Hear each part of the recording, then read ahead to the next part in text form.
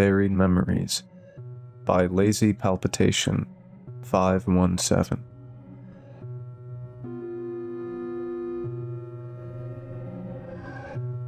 I used to love camping when I was a kid, exploring the outdoors, climbing trees, the smell of marshmallows roasting on a fire, and sleeping under the stars.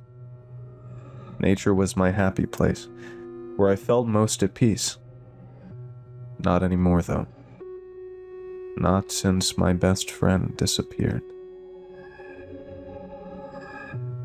It was a cool October evening when I was loading the last cardboard box into the moving van. I was finally moving out of my parents' house and into my first apartment. Just as I was getting ready to close the van door, my mom stepped out of the garage holding an old plastic tote.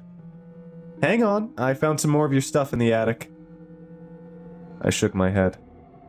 I don't think I'll have room for anything else. The apartment is small and I don't want to fill it with my old junk. "Are you sure?" she asked, setting down the tote and popping it open. "There may be something in here you want." I closed the door and turned to face her. "I'm sure. I have enough crap to get organized as it is." "Oh, it's your old camping stuff, and look, it's..."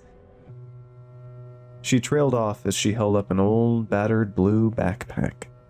The backpack I had taken on my last camping trip, nearly 10 years ago. "I'll just put this stuff back," she said, dropping the backpack back into the tote and reaching for the lid. I reached out and stopped her. "No, it's okay." I bent down and retrieved the backpack from the tote. Seeing it again, after all this time, it brought back a lot of memories, a lot of feelings, a lot of fear. I haven't seen this in a long time. Mom put her hand on my shoulder. "Are you okay?" she asked. She knew what this backpack meant to me. Knew what had happened on that trip. I nodded. "Yeah, I think I'm just gonna head up to my room for a little bit." She looked down at the faded blue pack I clutched to my chest. "Okay. I'm here if you need to talk." I made my way through the house and up the staircase to my room. I closed the door and sat the backpack on my bed. I hadn't opened it since that last trip. For a long while, I just stared at it, my mind flooded with feelings I had long forgotten. The smell of the campfire, climbing trees and rocks, running through the forest, Kyle and I laughing at my dad's jokes. Kyle, wondering where he had gone. The fear I felt when I thought someone took him.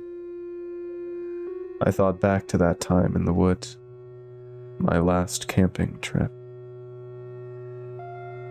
When I was 12, my grandparents bought an abandoned piece of land with the hopes of fixing the place up and flipping it. There was a long winding path that led to an old rundown house, surrounded by dense forest. The whole property was about 60 acres of mostly forested land. As a kid, it seemed like the perfect place to explore and find something or somewhere lost or forgotten by time. Our first time visiting the property, I remember how excited Grandpa was to get started renovating the dilapidated house. My mother was always telling him that he was getting too old to be doing this kind of work.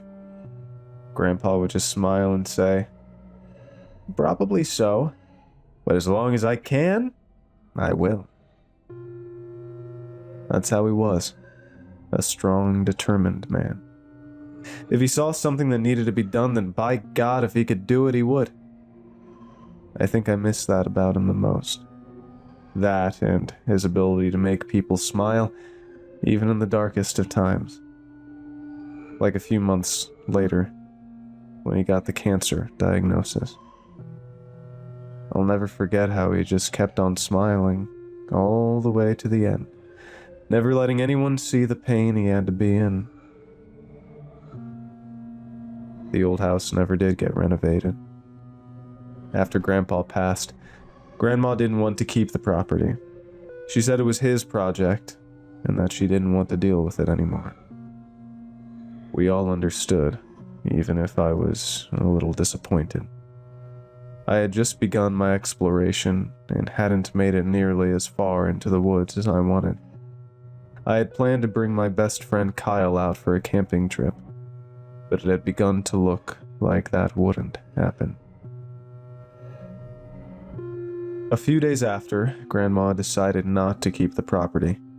My dad surprised me when I got home from school with a fully packed Jeep for a weekend camping trip. He smiled when he saw my excitement and said, "We have access to the land for a little while yet. I know how badly you wanted to explore the woods, so hurry in and get packed. We're burning daylight." Shaking with excitement, I ran up and hugged my dad. "Oh wait," I said. "Can we call and see if Kyle can come?" Dad smiled.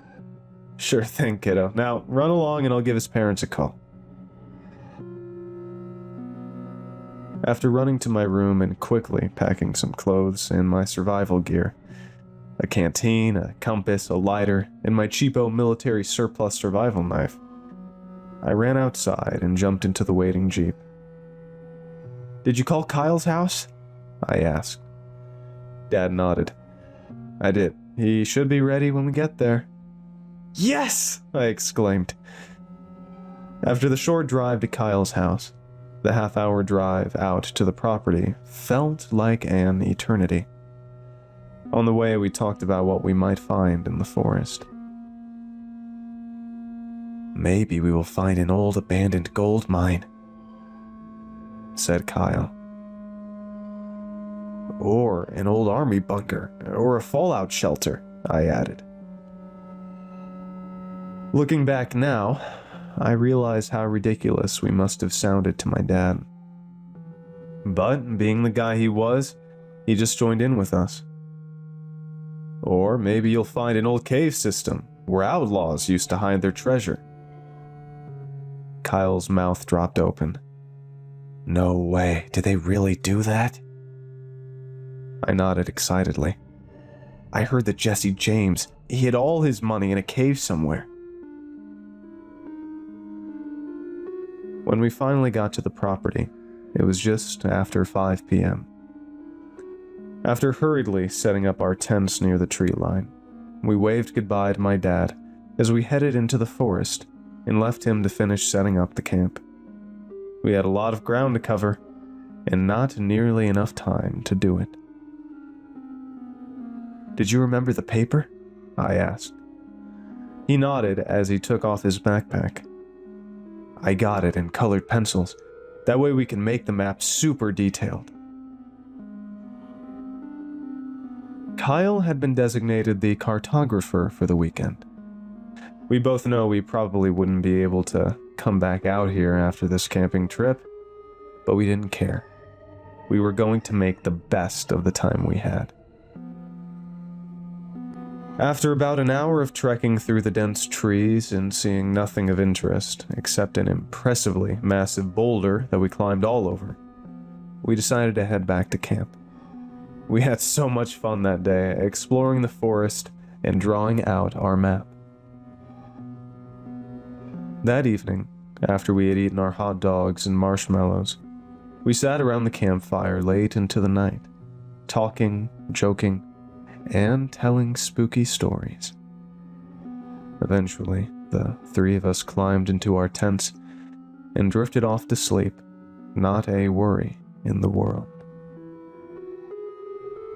Sometime later, I had woken up screaming from a nightmare. When Dad finally got to my tent and calmed me down, we realized something was wrong. Kyle's tent was wide open, and he was gone. The police searched the forest, but never found him. They say he ran away. But I remember at the time I didn't believe that. I was convinced he had been kidnapped. But I think I just couldn't accept that my best friend would run away without telling me. It was no secret that Kyle didn't have the best home life. His parents fought all the time, and they usually blamed him. He always had new bruises and new stories about how he got them, but I think we all knew. It made sense that he ran away, even if I couldn't accept it. I could never bring myself to go camping again after that.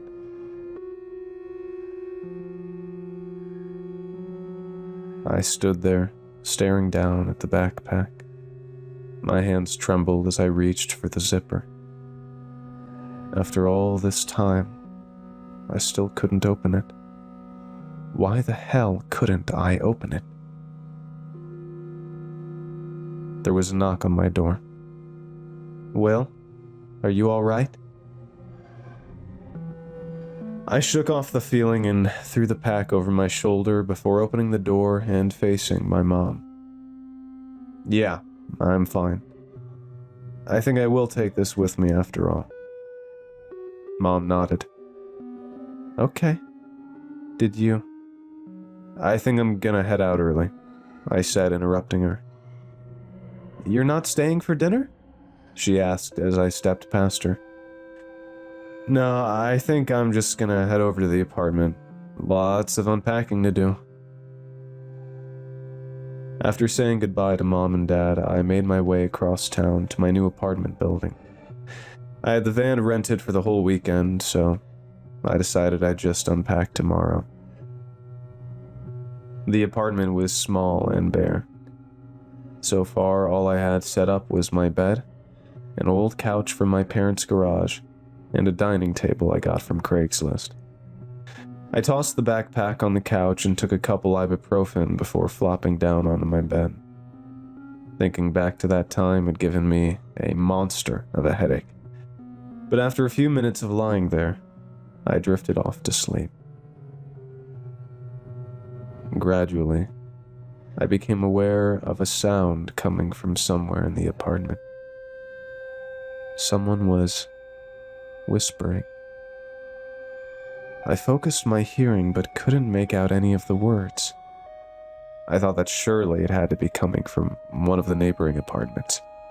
But had I left the front room light on? I leaned up and looked through the bedroom door into the front room. The blue backpack still lay there on the couch, only now it was open. Not wide open, but fully unzipped. A faint sliver of darkness that seemed to be growing wider. The sound of the whispering grew louder and louder, and the scratching sound began to emanate from within the pack as the entire thing began to gently wriggle with movement from within. I stared in horror as an emaciated gray arm reached out from between the zipper, long, jagged nails scrabbling for something to grasp onto. "Will." The voice was frail, yet familiar, and it came from inside the bag. I shot awake as my eyes darted around the room. There was no whispering, and all the lights were still out. I climbed out of bed and stepped into the living room, staring down at the backpack. What the hell was that dream about? It felt so real. I knelt in front of the couch. My entire body trembled with anxiety as I reached for the zipper on the backpack, then faltered. Was I really ready for this? Opening the backpack meant facing the memory of losing my best friend all over again. I took a breath, and before I could second-guess myself, I reached out and pulled the bag open in one quick motion. "What?" I muttered. I looked over the contents in confusion. There was an old water bottle, a Kiss t-shirt, and right there on top of the pile, staring me right in the face, the map. This wasn't my backpack. The memory came rushing back. That school year, Kyle and I had gotten the same blue backpack. This was his. He must have grabbed mine when we left by mistake. I felt tears running down my cheeks as I dug through my long-lost friend's belongings. It felt a little intrusive, but it was also good to see some of his old things again. I looked over the map we had made and realized it was a lot more detailed than I remembered. There was the big rock we had climbed on, but then further up on the page, Kyle had drawn a cluster of trees with some kind of strings or ropes hanging from the branches. Kyle hadn't been the best artist, but I could make out different splotches of color on the strings. For some reason, looking at the picture made me feel uncomfortable and a little afraid. I decided that I had seen enough for now. I put everything back into the bag and zipped it closed. I couldn't believe it had taken me nearly 10 years to work up the courage to open it. It was nice to be reminded of the fun I had with my friend, and it also seemed like a little bit of weight had been lifted from my shoulders. I flopped back onto my bed, my mind buzzing with questions that would probably never be answered. Why had Kyle left? Where had he gone? Why did the trees on the map make me so unsettled? Eventually, my mind quieted, and I drifted back to sleep.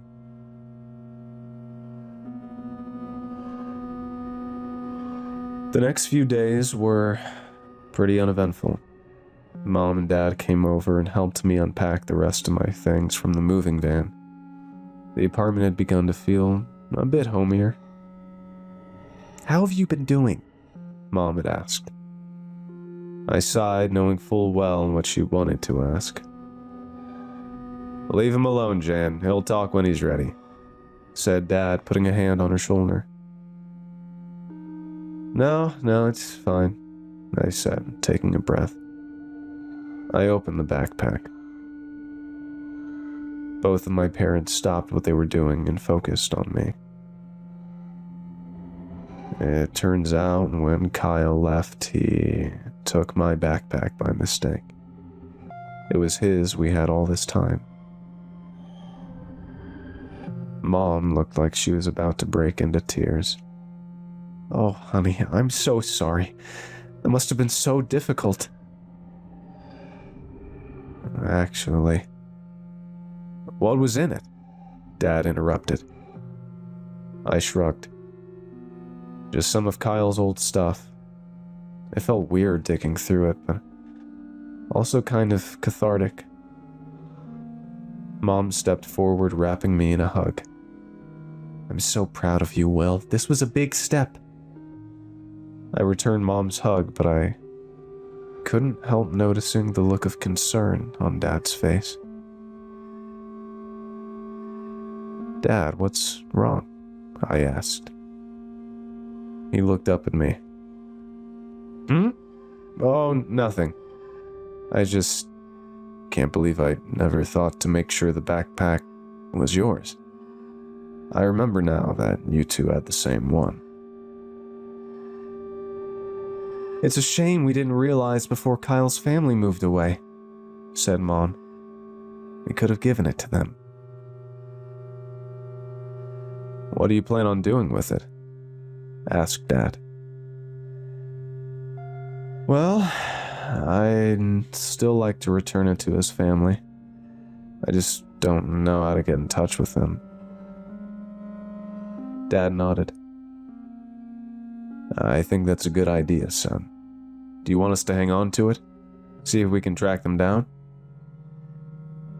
"I'm sure we could find them online somehow, maybe Facebook or something," said Mom. I shook my head. "Thanks, guys, but this feels like something I should do." Maybe returning it will give me some kind of closure. They both nodded in understanding. But for some reason, I had the feeling that Dad was upset about my decision. That night, after my parents had left, I decided to search online for Kyle's family.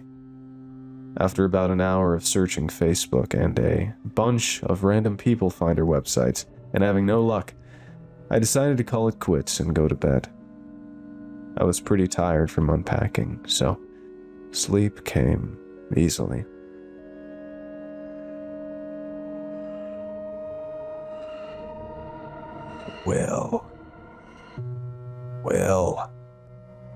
Will. I sat up groggily. What, dude?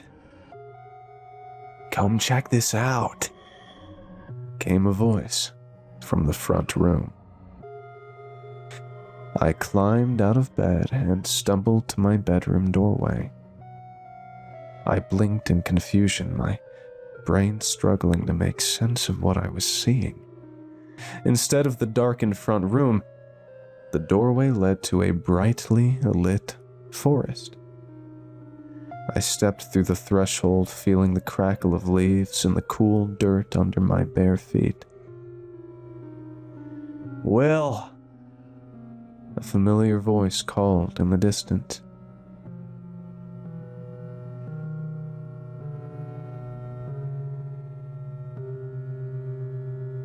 Kyle? Is that you?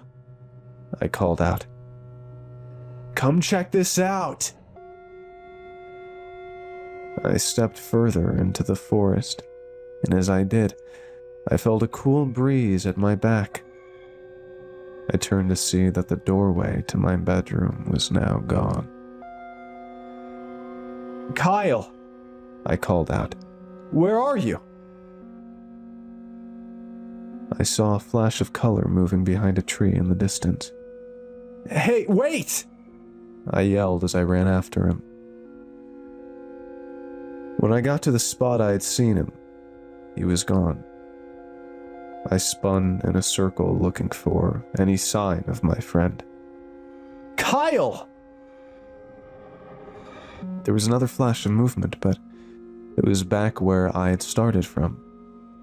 I ran after him. Stop, man, just wait! But again, when I got to where I'd seen movement, there was nothing. Damn it! I began to wander aimlessly through the dense forest, looking for Kyle, for my bedroom, for a way out, for anything. After a time, I found my way into a clearing. There, I found my couch from my front room, and sitting on the couch with his head in his hand was Kyle. He looked almost the same as he did on the last day I saw him, only he was covered in dirt and scrapes. I cautiously approached him. Kyle? His head snapped up and he smiled wide. Hey man, come check this out. Check what out? I asked nervously. His face was streaked with dirt and tears. He shook as he clenched something in his fist.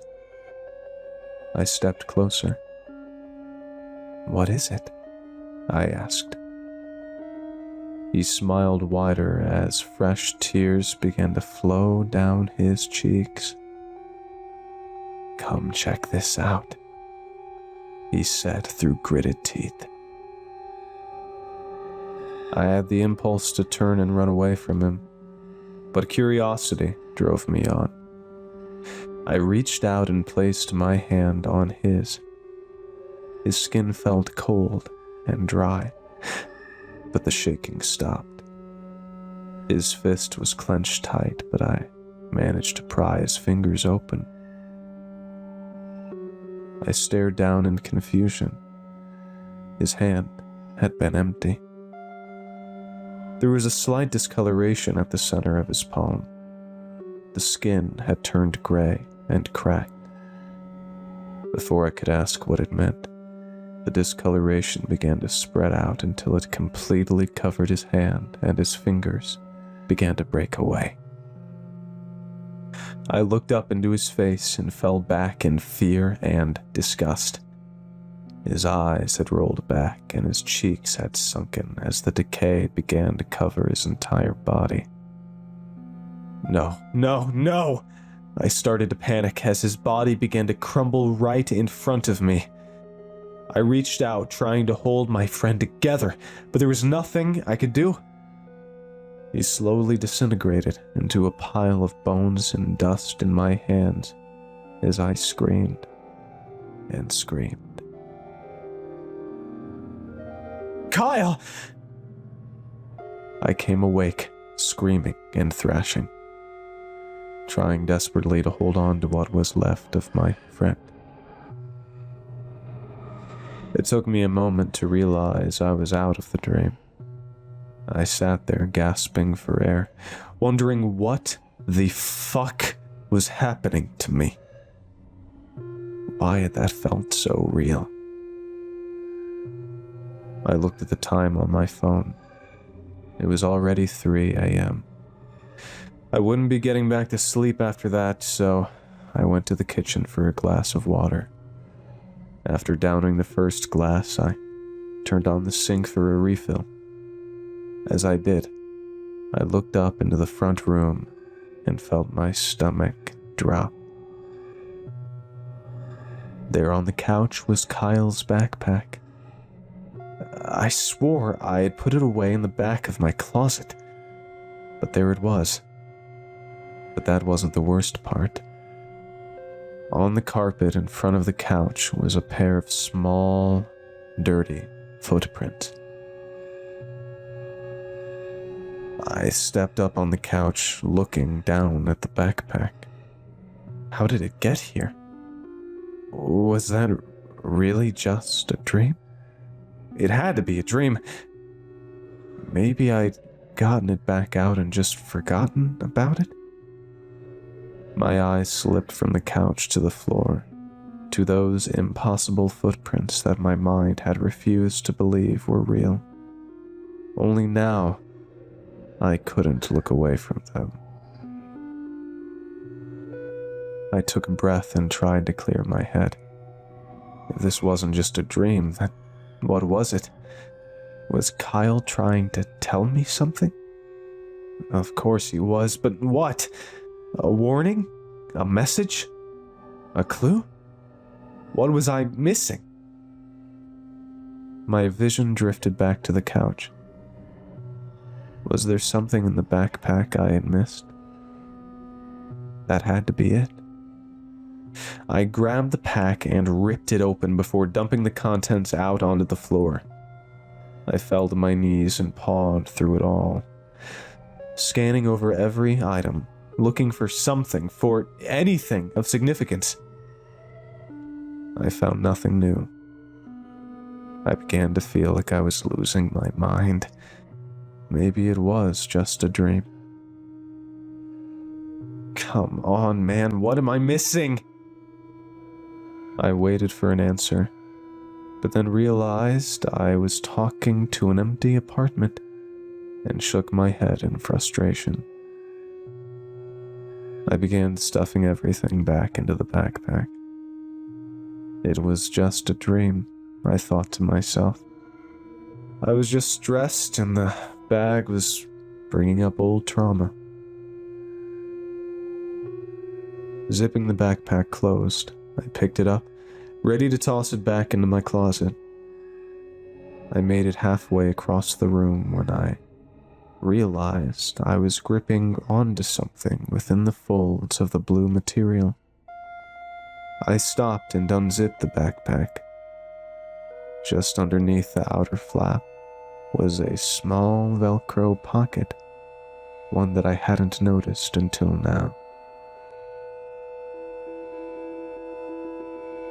The sound of the Velcro ripping open was the loudest sound in the world. I reached into the pocket and removed the object within. When I opened my fist, and saw the thing resting in the center of my palm. I felt goosebumps rise on my skin, and the hair on the back of my neck stood on end.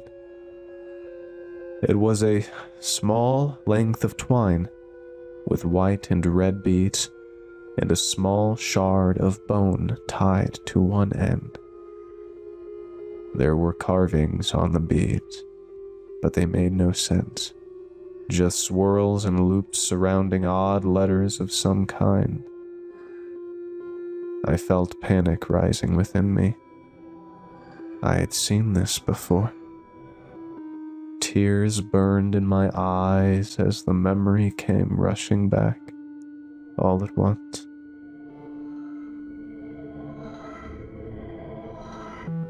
"Will, come check this out," Kyle called to me. "What is it?" I asked. We had been charting a path through the woods and were a good way into the adventure. We already had several markers drawn on our map. Kyle was facing away from me, but turned and held up a small piece of twine that had been tied to a tree branch. At the end of the twine were several carved beads and what looked like a small piece of bone. "I don't know, man, but it's kind of cool looking," said Kyle. "Maybe it's off of a necklace or something?" Kyle shook his head.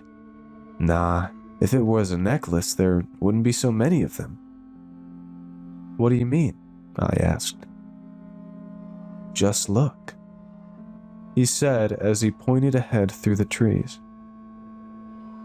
As I looked, I felt something cold wriggle up my spine. There were dozens of strands dangling from the trees ahead of us. Several held multicolored beads and bones fragments, and a few seemed to hold bits of cloth or hair.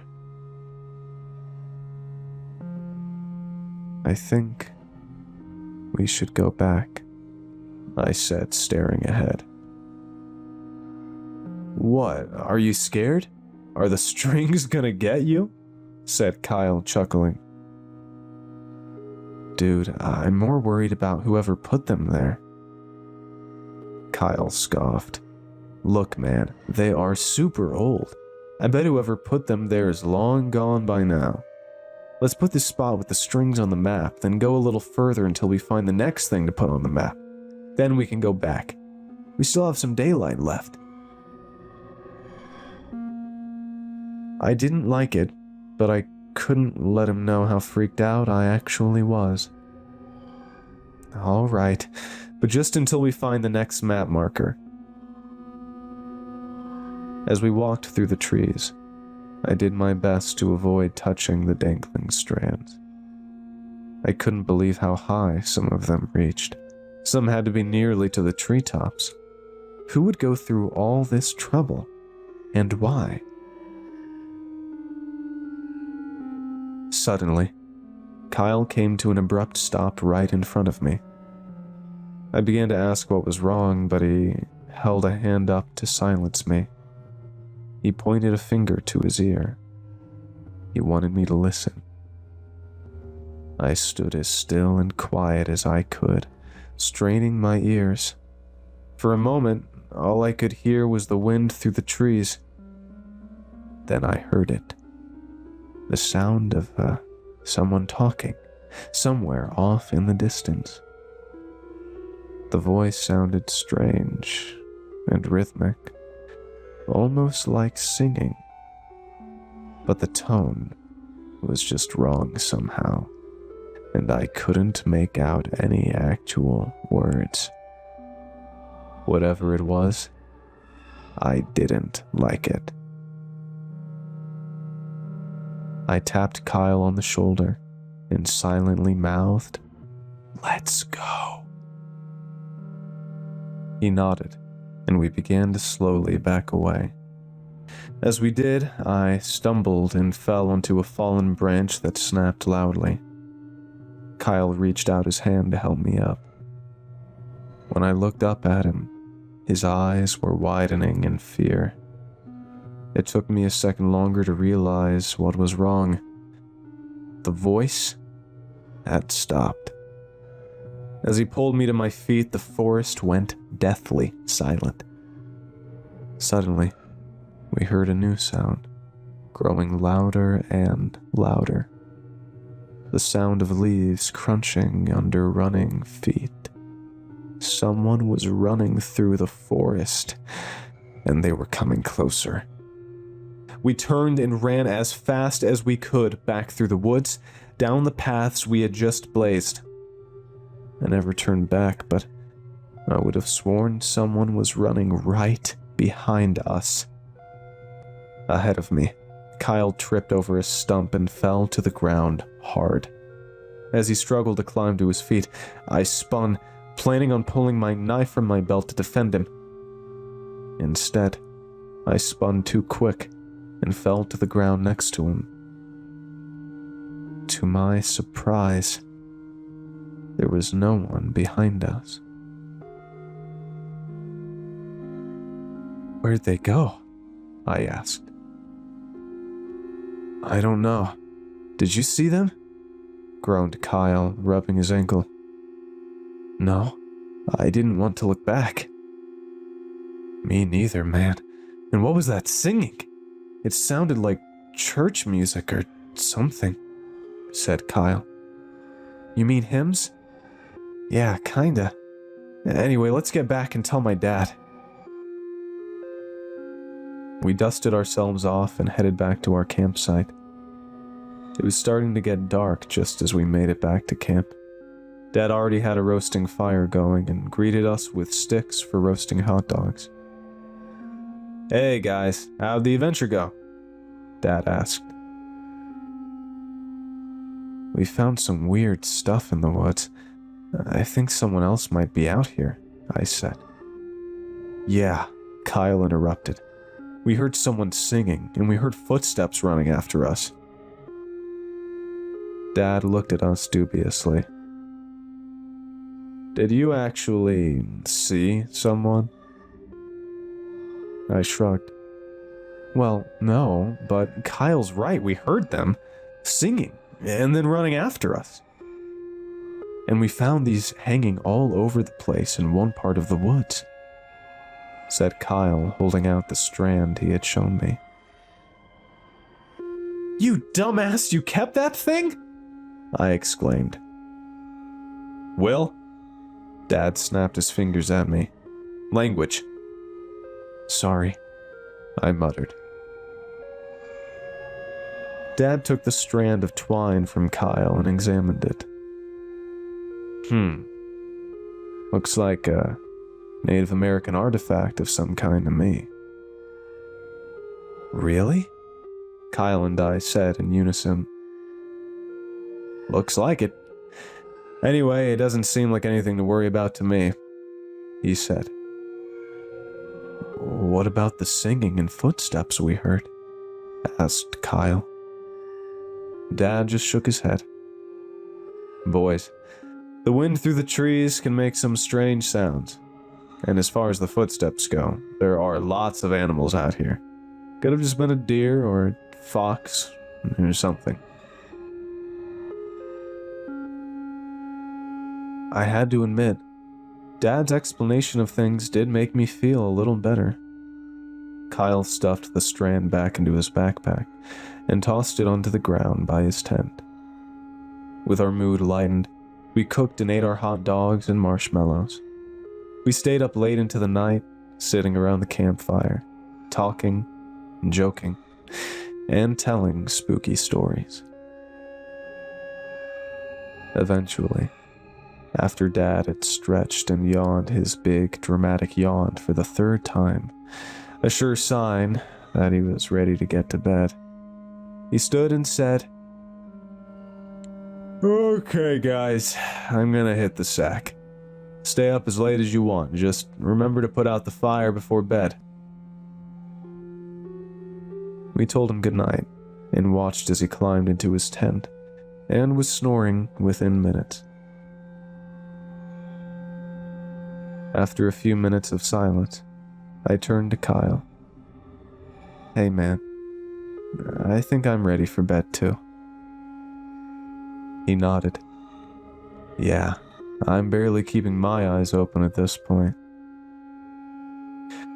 We stood and kicked dirt over the fire until the glow of the embers was all but gone. Our flashlights lit the campsite in bright beams as we made our way to our tent. Kyle picked up his backpack and tossed mine to me before unzipping his tent. Hey, I said before climbing into my tent. I know Dad said it was nothing to worry about, but we should take it back tomorrow, Kyle interrupted. I nodded. Yeah, I think we should. Having decided to return the artifact, as Dad called it, we climbed into our tents. Night, Kyle. Night, Will.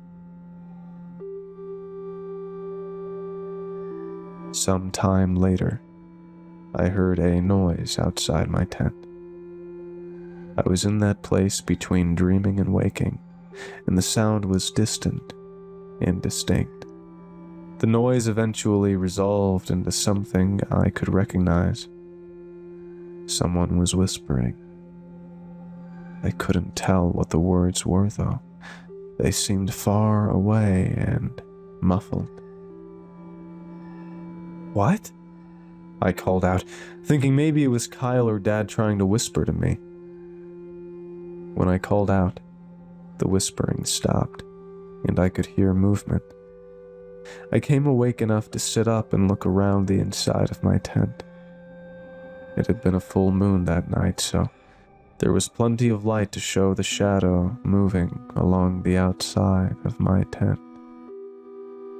I focused on the figure, sure now that it wasn't Dad or Kyle.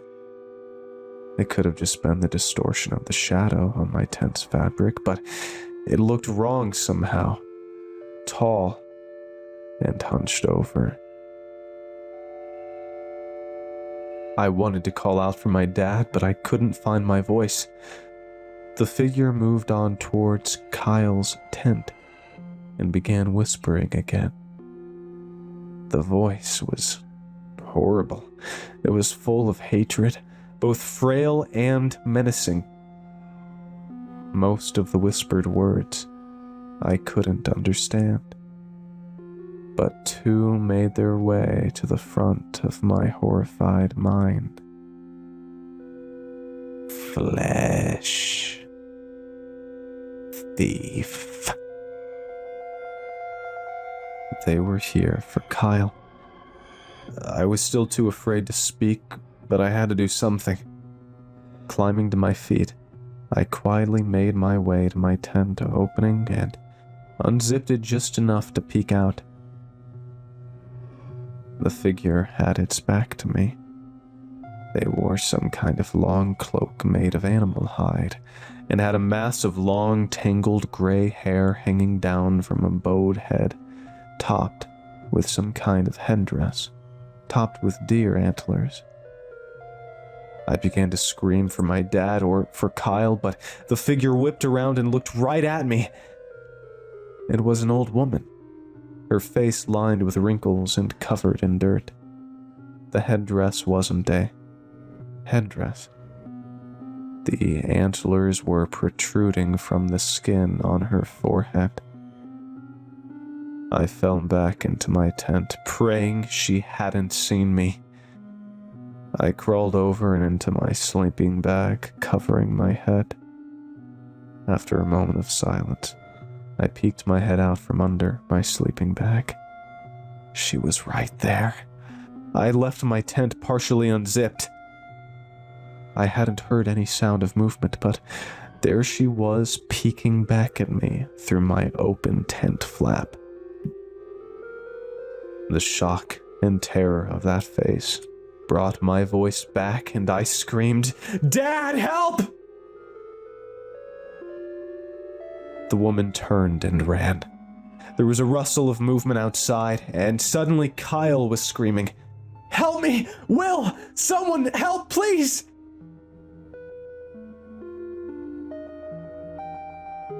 I couldn't look.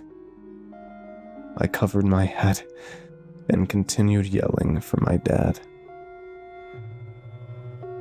Will? Kyle! Dad began shouting. What's wrong? Please help me! Will! Kyle shouted for the last time as his voice quickly faded into the distance. Kyle was gone. She took him.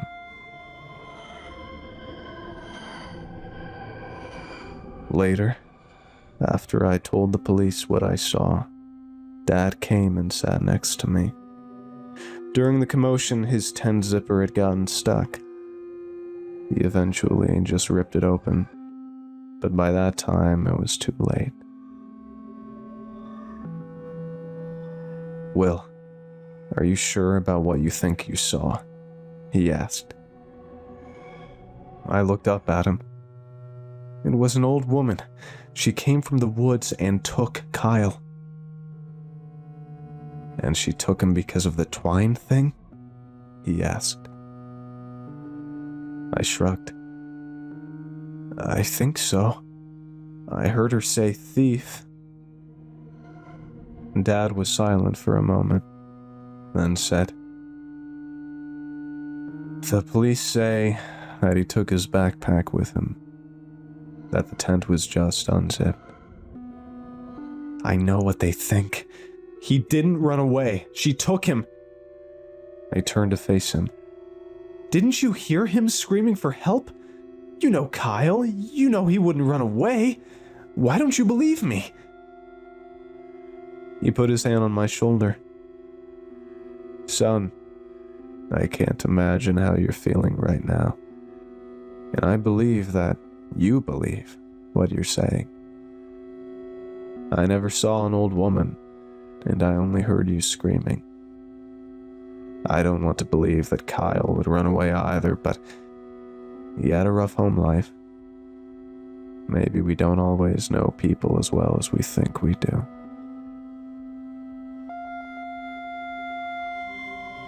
Over the next few days, the police searched the entire forest from end to end. They found no sign of Kyle, no sign of the woman, and no sign of the twine artifacts. After a week, the search was called off. Without a body, Kyle was labeled a runaway. His picture was on the news for a while. His parents went from town to town hanging up missing persons posters, but nothing ever came of it. Time passed and Kyle was forgotten. Somewhere along the way, I started to believe that he had run away, just like everyone said.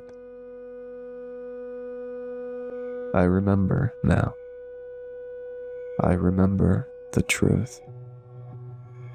I don't know how much my dad knows, but thinking back now, I don't know if I can trust him.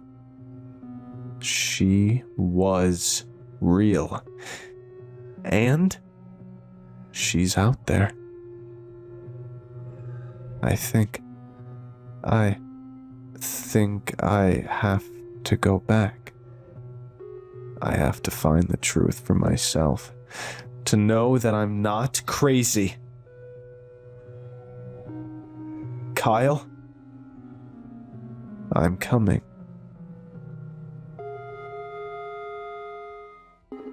I work at a funeral home, and a body keeps showing up in the wrong drawer. By Aaron is Not Funny, and you're listening to Creepypasta.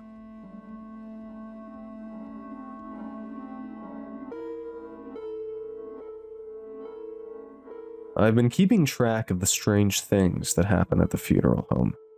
Mostly because I realized a few months into the job that if I didn't start writing them down, I would either forget the details or convince myself that none of it had actually happened. I told myself that this would help, that writing the occurrences down would make sense of them, or at least allow me to sleep at night, but the truth is that writing only seems to remind me of how little I actually understand this place. Last week, something happened that unsettled me more than anything I've experienced so far, and I know I need to share it before I lose track of the details. This one started last week with a body that was, in every possible way, completely ordinary. The body arrived late in the evening, unremarkable in every way. Normal age, ordinary cause of death, regular paperwork. Nothing about him stood out to me when we moved him onto the operating table, except for the way that his arm shifted slightly when we adjusted the sheet, which I told myself was just residual movement, the kind you read about in training but don't really expect to see. Martin didn't comment on it, so I didn't either. We tagged him, logged him, and placed him in the refrigeration unit like we always do. The same one we've used since I started here, sliding the drawer closed into the seal caught with that familiar, slightly hollow sound that echoes more than it should in a room that small. I remember checking the label twice before I left, not because anything seemed wrong, but because I had gotten into the habit of double-checking things after what happened with Daniel Crow. The next morning, I arrived earlier than usual, hardly out of habit and hardly because sleep has become a little more difficult since I started working here. After unlocking the front door and setting my things down in the office, I made my way back to the preparation room with the vague intention of getting a head start on the day's work before anyone else came in. The drawer was closed. That was the first thing I noticed. And for a moment it felt reassuring because it meant whatever I had expected to find, though I couldn't have said exactly what that was, hadn't happened. Then I opened it. It was empty. I froze, staring at the other drawers, my mind racing for a rational explanation. Maybe a janitor's mistake? Martin moving it temporarily, or a misread label? I stood there for several seconds looking at where the body should have been, trying to fit what I was seeing into something that made sense. There are only so many explanations for something like that, and all of them rely on the assumption that something ordinary has gone wrong in a way that can eventually be corrected. I checked the label again, even though I already knew it was the right drawer, and then I started opening the others. I went one by one, moving down the row more quickly than I probably should have, though I was still careful enough to make sure I wasn't overlooking something obvious in my haste. I found him 4 drawers over, positioned exactly as we had left him, sheet pulled up neatly, tag still in place. There was nothing to suggest anything had changed, except for the fact that he was no longer where he was supposed to be. I closed the drawer, paused, and then opened it again, just to confirm that I hadn't made a mistake. He remained where he was. When I told Martin, he listened without interrupting, his expression neutral in a way that I've come to recognize as intentional. When I finished explaining what I had found, he simply told me to write it down, as though that was the most practical and reasonable response to the situation. Time, drawer, anything else you notice? He said, already turning back to what he had been doing, which left me with the impression that this was not the first time something like this had happened, even if this was the first time I had been the one to notice it. The rest of the day was uneventful, and that night before I left, I checked the drawer again. I decided to let him stay in the drawer he was in when I came in that morning, but then, without really thinking about why, I marked the outside of the drawer. I pulled off a short piece of masking tape from the roll and stuck it over where the top of the drawer the body was, connected to the bottom edge of the drawer above it. That night, I went home with a small pit in my stomach, though I wasn't sure if I could explain exactly why. I knew that the body had freaked me out, but could I really convince myself, or anyone else, that the body had moved on its own during the night?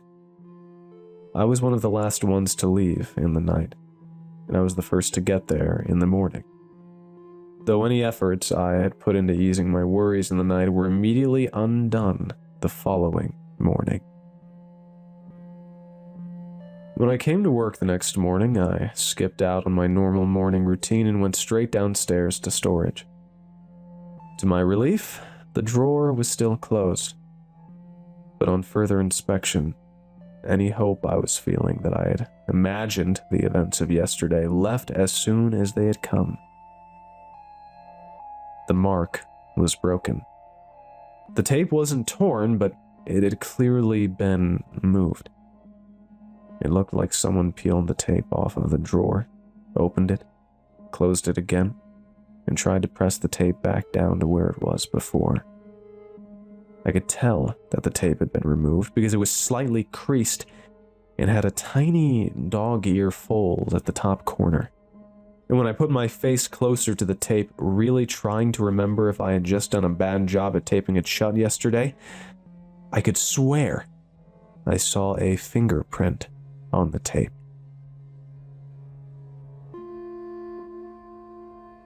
I remember feeling something settle in my chest at that point. Not panic exactly, but a certainty that whatever was happening was not the result of a mistake I could correct by being more careful. I steeled myself with a nervous, shaky breath, and I opened the drawer. It was empty, but this time I didn't hesitate. I moved through the others until I found him again, farther down, and positioned slightly differently than before. One arm dangled at just enough of an angle that I was certain it hadn't been the night before. Over the next few days, I documented everything. Not just the drawer numbers and the times, but the order I checked them in, the placement of the tools on the cart, the way the condensation formed along the inside of the unit doors, even the faint variations in the sounds of the refrigeration unit inside of the unit doors. Because the more I paid attention, the more it felt like the movement wasn't random.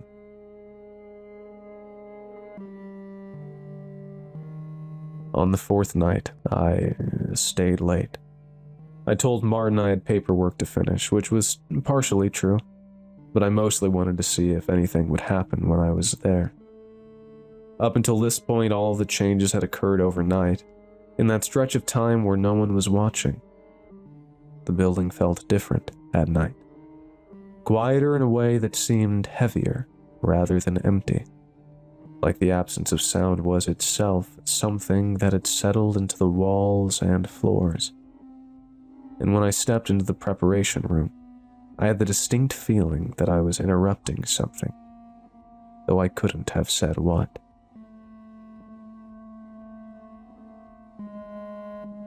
The drawer was closed when I approached it, the metal handle colder than usual beneath my fingers. For a moment, I found myself hesitating, aware that this no longer felt like a routine action, but something closer to a confirmation of what I already suspected I would find. When I finally pulled it open, he was there, positioned exactly where I left him. The sheet was still drawn neatly over him, the tag still in place, and nothing at all to suggest that anything had changed. That should have felt reassuring, though it wasn't, because by that point the absence of change felt just as deliberate as the movements had. I stood there longer than I meant to, watching, listening, aware of the low, steady vibration of the unit beneath my hand, and the way the room seemed to hold its silence in a way that felt almost expectant, like it was waiting for something that hadn't happened yet. Eventually, I closed the drawer again, pressing it firmly until I felt the seal catch, and turned toward the door, already reaching for the light switch. I had all intentions of leaving, because there is a point where staying any longer stops feeling like observation and starts feeling like participation. And I was not sure which side of that line I was standing on anymore. Then, with my hand hovering just a foot or two from the switch, the lights went out.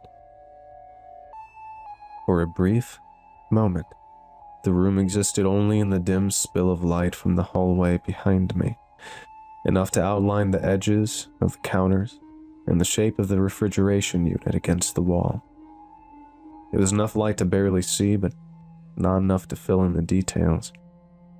And it was in that in-between space where nothing was fully visible, but nothing was entirely hidden either, that I heard it. It was not loud, and it was not sudden. It was a slow, deliberate sound, like the careful shifting of weight across a surface. That kind of sound does not belong to machinery or settling buildings, but to something that is choosing to move. I did not turn immediately. Instead, I stood there with my hand still held up near the light switch, aware of the way the silence around the room seemed to deepen. I held my breath, the hairs on the back of my neck standing up one by one. Finally, a chill ran up my spine, and I worked up all of the courage I had left. When I turned back towards the unit, the drawer was open. Not partially, not slightly misaligned in a way that could be explained later, but fully extended with the metal track visible beneath it.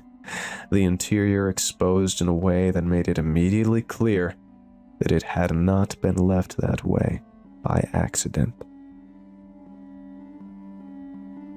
For a moment, I thought it was empty again. Then I realized I was looking at it from the wrong angle. It had been moved forward. Not dramatically, but enough that the sheet rested closer to the edge than it had before, the fabric catching lightly on the lip of the drawer as though it had been pushed off in that direction rather than placed there. I did not step closer. I did not reach out. I simply stood where I was, aware of the distance between us in a way that felt significant, as though it was something that could change without warning. After a few seconds that felt longer than they should have, I took a step back. I jumped when I was met with a clanging sound that echoed in the small room. The drawer didn't jerk or slide abruptly, but moved outwards in a small movement that caused it to extend out fully and collide with the end of the track. It stopped moving as soon as I did, as I froze in the middle of my backward step, startled by the sudden sound. I felt something shift in my understanding then, because up until that moment, I had been treating the movement as something separate from me, something that occurred independently and could be observed from a distance. I stepped back again, slower this time. The drawer followed, clanging into the edge of the track again. It wasn't by the same distance, but it was enough to make it clear that the relationship between my movement and its own was not coincidental. I stopped. It stopped. The room felt smaller then. Not physically, but in a way that made the space between us seem less reliable than it had before. Like it could close without any warning if I wasn't careful. I do not remember deciding to leave for the night, only that at some point I was no longer in the room, the light still off behind me, and the door closing with more force than I intended, the sound of it settling into the wooden frame louder than it should have been in the quiet hallway. I stood there for a moment, listening, half expecting to hear something from the other side of the door. Maybe another shift, another movement, something that would confirm that it had not stopped simply because I wasn't looking at it anymore. There was nothing. The silence returned, steady and unbroken, as though the room had arrested itself the moment I stepped out of it. And the next morning, when I returned to work like I always do, the drawer was closed. I stood in front of it for longer than I should have, my hand resting lightly on the handle, aware of the faint vibration beneath my fingers and the way it felt like it went straight through to my bones. My hesitation had become more pronounced than it had even last night, some part of me already understanding that opening it was no longer just a matter of confirming what could have changed, but acknowledging that it would. When I did finally pull it open, it was empty. I did not check the others right away. Instead, I turned, already aware of where my attention was being drawn, and found him on the preparation table. He was positioned neatly, the sheet folded back just slightly enough to expose his face to the overhead light. There was something different about him then, something subtle enough that I might not have noticed if I hadn't already been looking for changes, because his head had shifted just enough that it was no longer angled up in that familiar neutral position. His head was turned slightly towards the door, toward the space where I stood. I remained where I was, aware of the distance between us, aware of the stillness of the room, and aware of the uncomfortable certainty that whatever had been happening over the past few days was no longer contained to a pattern that I could observe and record without consequence. I stepped back into the hallway and closed the door, leaving everything exactly as it was.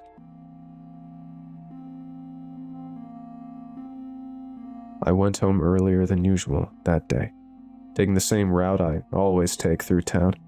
The sidewalks mostly empty, the fog still lingering in the spaces between buildings where the streetlights don't quite reach. And for a while, the walk felt no different than it ever had. The sound of my footsteps steady against the pavement, the quiet of the town settling in around me in that familiar, muted way. It wasn't until several minutes had passed that I became aware of a second rhythm beneath my own, faint enough that I could have dismissed it as an echo or a trick of the way sound carries in the fog, but consistent enough that I could not ignore it once I had noticed it. I slowed, not abruptly, but gradually, paying closer attention to the spacing of my steps. I heard the way each one landed and lifted, and the sound behind me that adjusted with it. Not perfectly, not in a way that mirrored me exactly, but in a way that suggested awareness rather than a coincidence. When I came to a stop, the sound behind me did the same. Not immediately, but after a slight delay, as though whatever was making it needed an extra moment to register the change. I did not turn right away.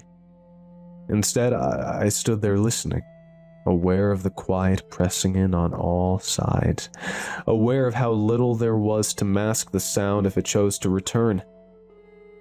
And when I finally looked back, there was nothing there.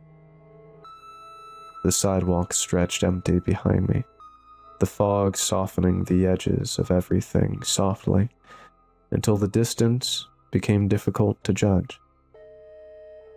For a moment, I considered the possibility that I had imagined it entirely, that the pattern I thought I had heard was nothing more than my own steps reflected back at me in a way I had misinterpreted.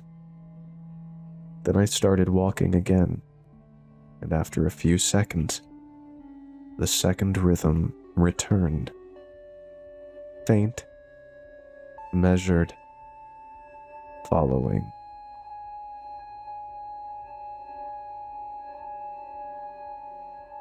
I have been writing it down even more consistently since then.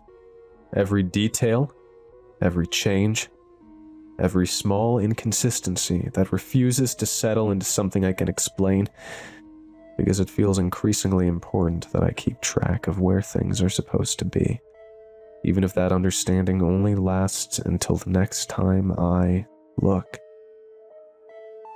But I have stopped trying to move him, and I have started paying attention to the spaces outside of the funeral home, because I can no longer ignore the possibility that whatever has been shifting inside that room might not be confined to it, and that the distance between where it is and where I am may not be as fixed as I once believed it to be.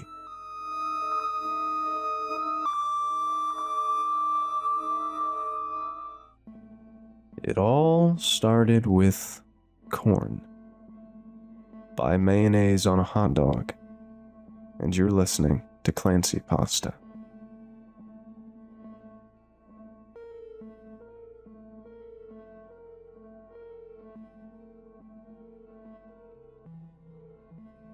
My name is Ryan. I was a 30-something-year-old failure of a man who was hardly holding himself together a couple of years before I'm writing this. I lived in a mess. A shitty little apartment with a bedroom, what you could call a living room, and a bathroom the size of an airplane one I inhabited. Didn't have a clear floor in years. I barely worked enough to live. I would regularly spend my free time drunk, and I hadn't eaten a vegetable in about 3 years, which made the next part especially weird. One morning I woke up and took my weekly shit, and saw something strange in my toilet. Corn. I thought it was strange because, as previously listed, I hadn't eaten a vegetable in years, let alone corn. I chalked it up to something I did while drunk. Maybe I just craved corn for some reason and decided to get some instead of going after my typical junk food. I moved on from that event, but I kept having corn in my stool. The next week there was corn in my stool, then a few days later corn again. It eventually got to a point where every couple of days I was having corn in my stool, and I was completely lost as to where it was coming from. After 2 months of constant corn, I eventually noticed something even stranger.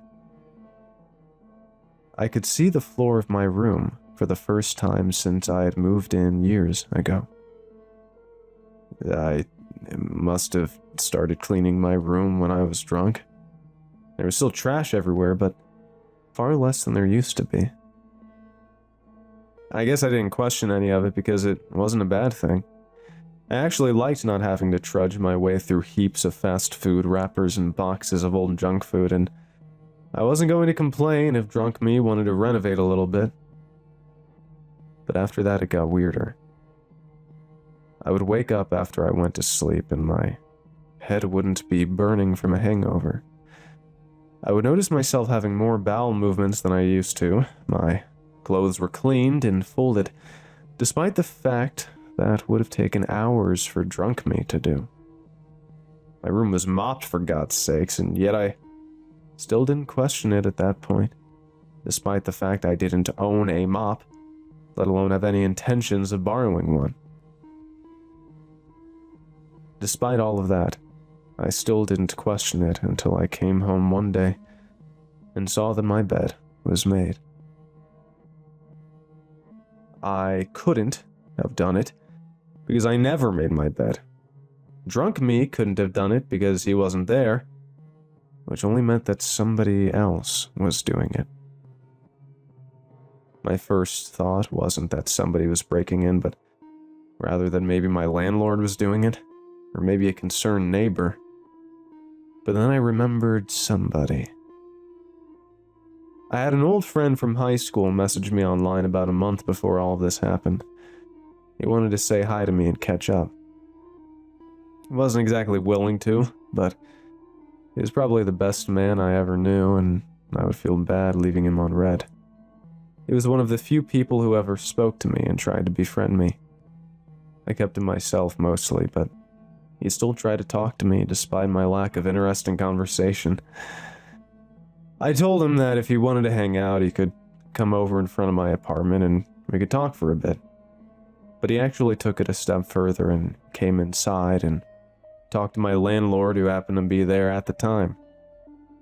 Of course, he told him where my apartment was, because he had no sense of people's safety, and the thought that this person might be coming in to murder me or something, so needless to say, my old high school friend knocked on my front door and saw my horrid apartment. "Oh," he said to me, taken aback from the sight and smell of my living conditions. How have you been, man?"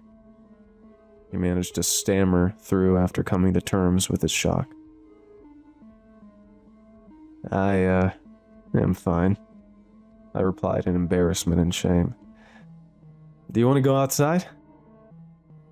We ended up not going back into my apartment. Instead, we went to the front of the complex and talked for a while. He asked me what I've been up to, which I replied with a simple, "Not much." He seemed to accept that answer without prying much further. I asked him how he had been, and his life had been great. Talking about how he had just gotten married, his job, his house, his lifestyle that was far better than mine. I don't want to say I was seething with jealousy, but I was definitely made more aware about how terrible my life was compared to his, and probably everyone else's. I always knew that my life was awful and that I needed a change, but I just never found the motivation to start. Once the garbage piled, I just let it continue to pile because it had been too difficult to clean up. He eventually told me straight up, "Dude, you live in a mess." I was taken aback by the blatant statement, but he continued, "You can't keep living like that. It's going to kill you." I don't remember what I said, but I think I made a remark about how it's easier said than done and some other stuff. But despite the fact I was probably an asshole about it, he simply offered me some help.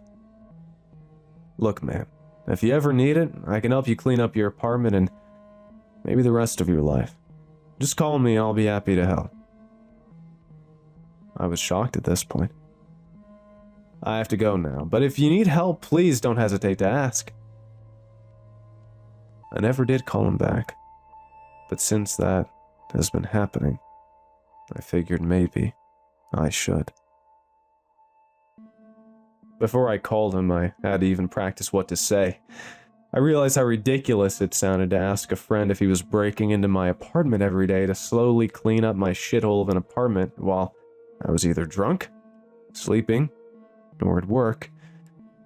But I figured my landlord would be the type of guy to give him a spare key or something to help him get in. And he also knew I didn't have anything worth robbing. I finally called him and just asked him if he'd like to come by my apartment someday, to which he said he'd come by, but that it would be in a couple of months. I decided to set up some cameras in my house to see if I could catch anyone breaking in when I went to bed.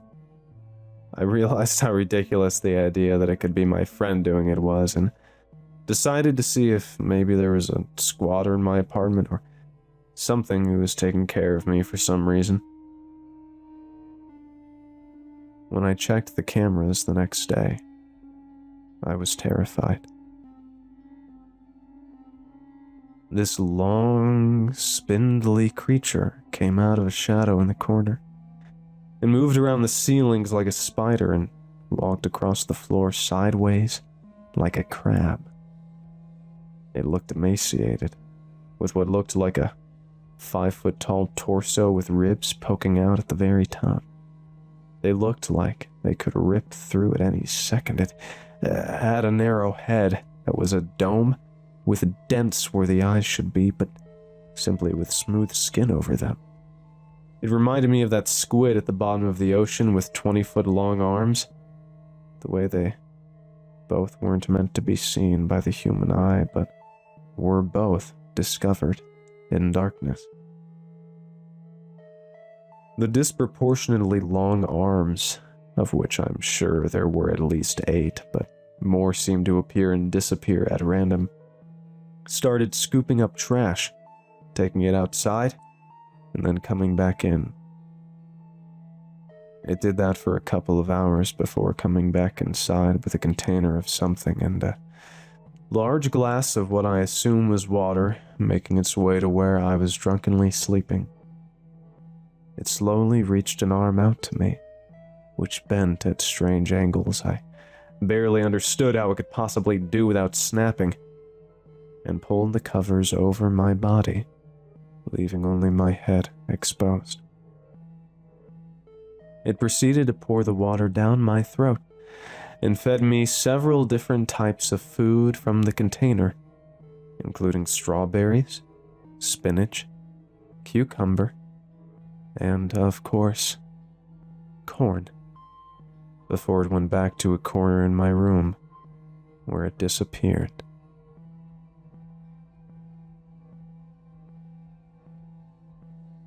Now I know what you're thinking now. I should have packed my bags then and there and never looked back.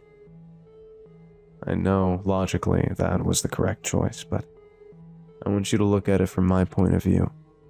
I was living a life that was the pinnacle of misery. I went to bed in a small apartment with nobody who cared for me, surrounded by filth, to a completely clean apartment and a decent diet. At this point, I had started taking care of myself too. I was bathing more regularly, not drinking as much, and even started cleaning up messes myself too. This was a good thing. This was truly improving my life, even if I didn't completely understand it. The creature even managed to get me a job interview for a place that paid way more. I have no idea how it sent the email, but it was further proof to me that it wanted to improve my life. My life was on the up and up. I got the job the creature landed me an interview for. I was more social, I was happier and healthier. I even started talking to a girl. If you were truly where I was and during this time period, you would have been happy about all of this too, despite the obvious strangeness of it all. It had become such a state of normalcy for me that at some point I sort of forgot about its existence. I stopped checking the cameras after a while because I knew what I would have seen, and honestly, I didn't care how my life was being improved. I was just happy to not be miserable for a change. At this point, I had completely forgotten about my friend coming over. When I heard a knock at my door, I was taken completely off guard by the sight of my old friend, who had a cleaning caddy with multiple sponges, 4 different types of cleaning spray for different surfaces, 2 cleaning brushes, 2 cans of Febreze, and a few other items. He was in shock at the sight of my apartment, which was completely spotless at this point, and almost dropped the caddy full of supplies before catching himself. We ended up talking for hours. Among the many things we talked about, I told him about my new job, the girl I'd been seeing, and my complete turnaround. In turn, he told me about his wife and what he did for work. He told me he moved around a lot for work and happened to be staying in the city where I lived last time I saw him, and happened to see me online and figure he'd pop in to see how I was doing at the time. He explained to me that when he saw my living conditions, he knew he couldn't just leave an old friend like that. When we finally finished talking, we hadn't realized how late it was. He told me he practically lived across the state and that it would be at least a 5-hour drive. I invited him to stay the night instead, to which he obliged and said he simply needed to call his wife to tell her he'd be back the next day and would leave first thing in the morning. When he returned, I offered him my bed, to which he refused. I insisted that he should take the bed and I would sleep on the old futon that I'm pretty sure came with the place. After I insisted I'd be a terrible guest if I didn't allow him to sleep in a comfortable bed, he finally relented.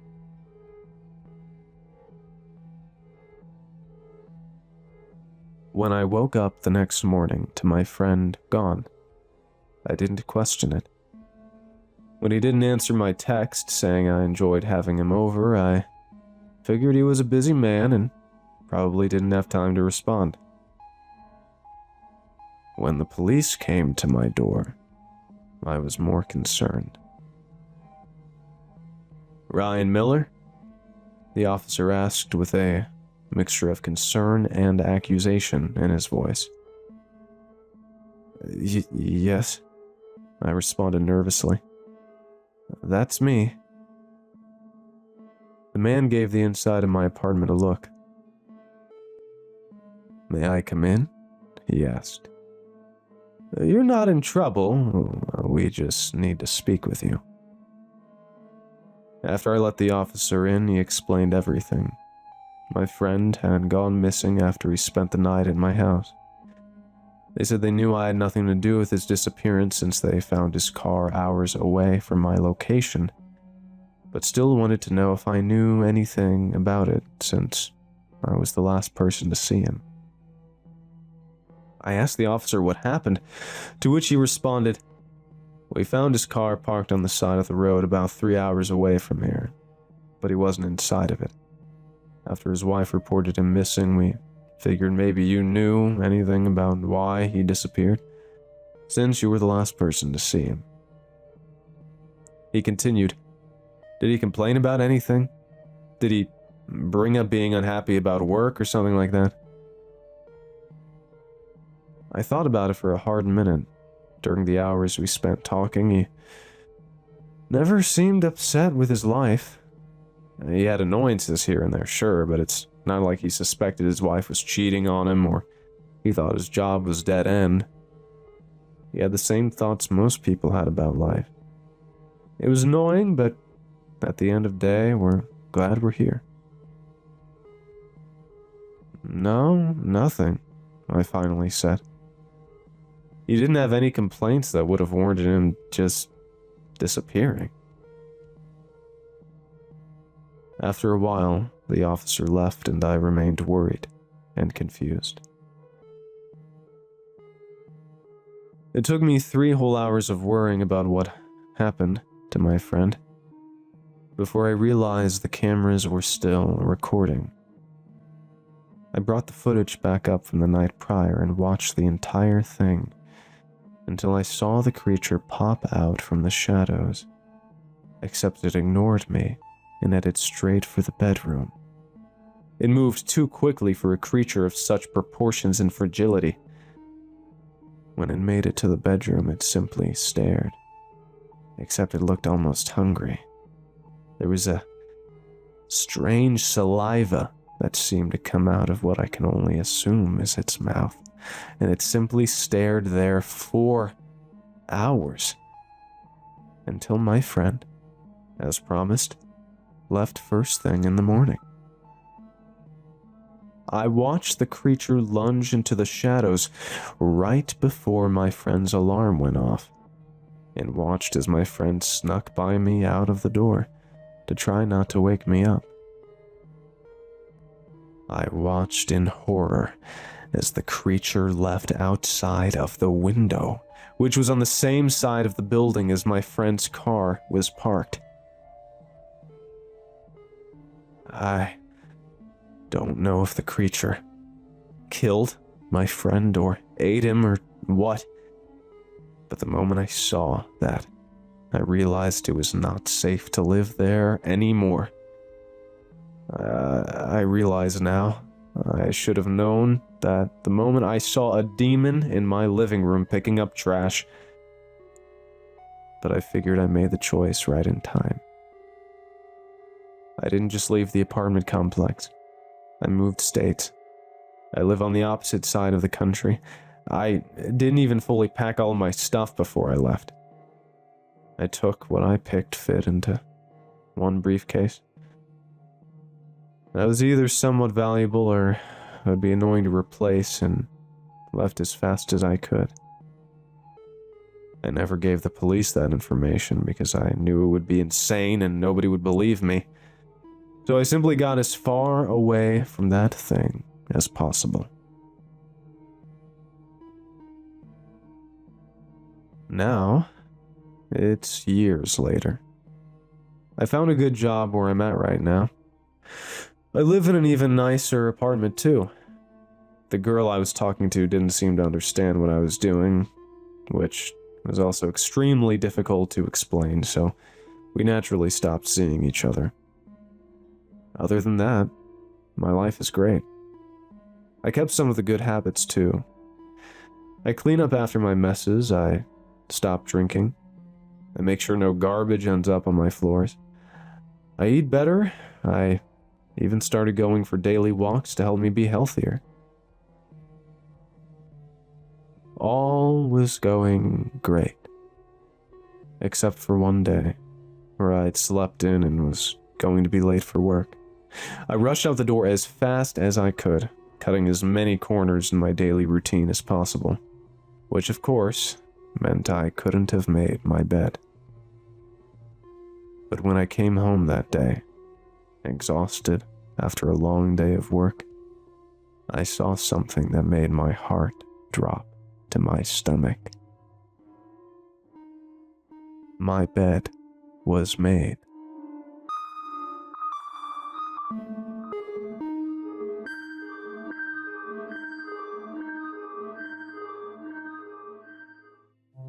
I ordered a PS Vita online.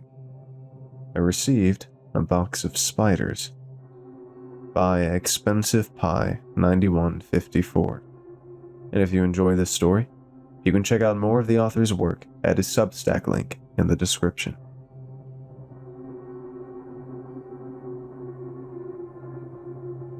Let me back up. I had previously bought a Switch Lite online to fulfill my cravings of having a handheld console. It was alright, but the games were just too expensive. I looked into modding it, but realized it would require physical board changes that I just couldn't be bothered to do. I then settled on buying an old PS Vita, since the modding community was huge and it was supposed to be super easy to jailbreak. I quickly found a seller online and had my own lime green Vita on the way for only $130. I was ecstatic. When I saw the notification alerting me of the package's arrival, I counted down the minutes before getting off work. I raced home. Approaching the door, there was a small cardboard box waiting at the mat. I picked it up. It was ragged, with dents, and the tape and shipping label oddly misplaced. It felt heavy. Really heavy. I took it inside. Sitting on the carpet of my living room floor and feeling like a kid again, I slowly cut along the width of the tape with scissors. When enough tape had come off, I pulled the inside edges of the opening and tore it open. A cloud of black powder exploded out from the box, slamming into my face in a big wave. I started coughing, and my vision was dark. While waving my hands through the air around me, trying to clear it, I felt an itch run across my legs. When I could finally see again, I was met with something I couldn't have predicted. The inside of the box was full of tiny yellow spiders, packed tightly throughout. And they were pouring over the sides and across my carpet, falling into the fabric and disappearing. I shouted in fear and crawled backwards, knocking the dozens that had made it onto my legs. I could feel them crawling on my skin, making little pattering sounds with each step from their many spindly legs. I stood up and saw the writhing yellow mass as it filtered deep across my entire living room floor. About half of them were still in the box. With shaking hands, I grabbed the sides of the box and picked it up.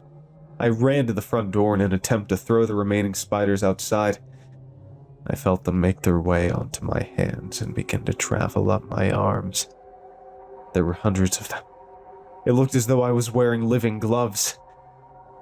Unable to stop myself from reacting, I involuntarily flung the box out of my hands. The remaining spiders flew through the air, spreading across the front hallway. They landed on every surface, scattering into any and every crevice. I felt dizzy. It felt as though they had permeated my body, and I could feel them under my skin. I walked to the overturned box and tapped it with my shoe to flip it over. Within the box, there was a folded-up piece of paper. I leaned down and plucked it out with pinching fingers, trying not to touch anything else. I unfolded it and found, well, nothing. The page was completely blank. I tossed it and the empty box into the outside garbage can. I contacted the seller on eBay soon after. The language barrier made it a bit hard to communicate, but they claimed that they sent exactly what I had ordered and nothing else. I was left fuming. I reported them and requested an immediate refund. The whole situation made me feel lightheaded. Occasionally, or maybe more than that, I'd run into spiders throughout my house. After the initial dispersal, they weren't really everywhere in obvious spots. Rather, I'd see one run across a countertop, or I'd see the beginnings of a web on the underside of a table. I couldn't stand it. My dog, Maya, was being driven crazy. I kept finding her jumping and running around, trying to catch them. I also kept getting weird nightmares, seeing a person in black standing in the back of my closet. It wasn't unheard of for my dreams, but this felt more visceral, more real. It had happened every night. Anytime I turned the light on, it would just be hanging clothes. Of course, the occasional spider crawling across my face or chest didn't help. Flash forward a few days into my spider infestation. Over that time, I kept feeling worse each morning. It felt like a weird haze had enveloped my head, like I had a light fever. It was through this haze that I was taking Maya out to go to the bathroom in the backyard. While pacing around the yard, I saw something out of the ordinary within a bush lined against the wall out of my peripheral vision. An object. I reached through the bush and struggled as I pulled out a cardboard box, much smaller than the one I had received prior. It looked as though the shipping label had been torn off. Traumatized from the spider box, I decided to open this one outside. Carefully cutting it open and pulling the flaps up slowly, I found packaging peanuts. I turned the box over to empty them, careful not to touch anything. A black object fell out onto the grass with the packaging. It was the Vita and its charging cord. A jolt of electricity ran up my spine and scattered my thoughts. The boxes had been swapped? Who would do that? Why? And how did the correct one end up in my backyard? My quivering fingers pulled out my phone and opened the doorbell camera app. I looked at the footage back from the day of delivery. It had recorded movement twice while I was at work. The first was a delivery man dropping off the smaller package at my doormat, visible at the bottom right corner of the feed. Nothing seemed strange at all. Then I checked the second recording. It starts right as black gloved hands enter the bottom right frame and pull the box out of view in the direction of the front door. My eyes widen. A minute later, the same hands push a new, bigger box sloppily thrown together with the original packing label onto the doormat. They knew the camera was there. They must have. They were almost completely out of view. But worse was how they came from that angle. No one could have done that unless they came from inside. I was petrified. The implication made no sense, but terrified me all the same. That was an hour ago. I'm still outside with Maya. I keep pacing in circles. She's been begging to be let in, but I just can't. I'm scared to go in. Scared of the spiders everywhere, but mostly, I'm scared that there's someone else in there with me. The footage keeps running back in my mind. Those nightmares. What the hell is happening? I'm texting this out and posting it to ask for advice. I'm sure all the responses are going to be stupid quips about eBay sellers, but I just don't know what I should do. If anyone has any clue what this could be, please tell me.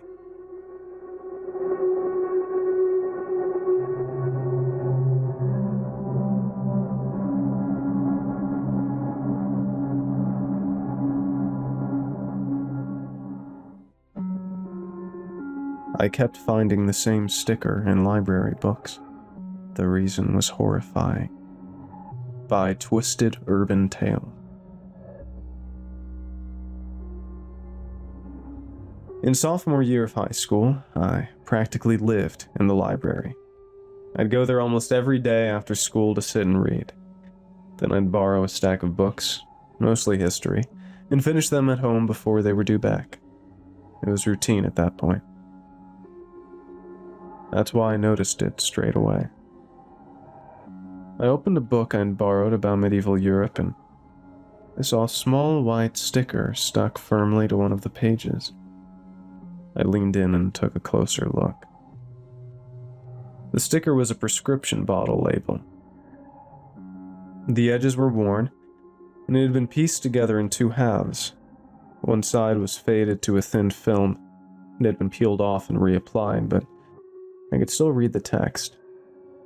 At the top was the name of the pharmacy and a date, and below that were some details. Theodore Hargreaves. An address below that.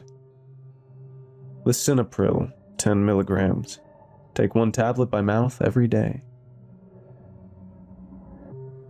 I didn't recognize the medication, but I recognized the name.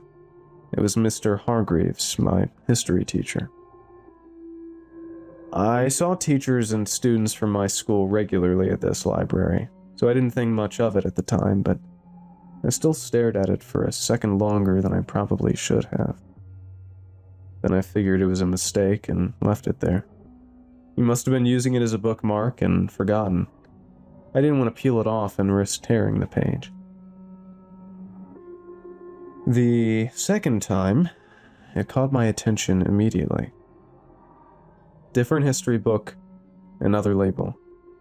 Same name, address, and medication.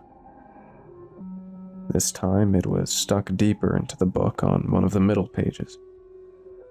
I flipped back a few pages, then forward. Nothing else. Just that one sticker I remember thinking it was a strange thing to use as a bookmark. By the fourth or fifth time, it stopped feeling like a coincidence. Always the same sticker with his name stuck on a random page. I went to the library one morning to return a book, well before I normally go after school, and saw him there. He was exactly the same as he was in class, friendly and relaxed. "Good to see you reading," he said with a smile.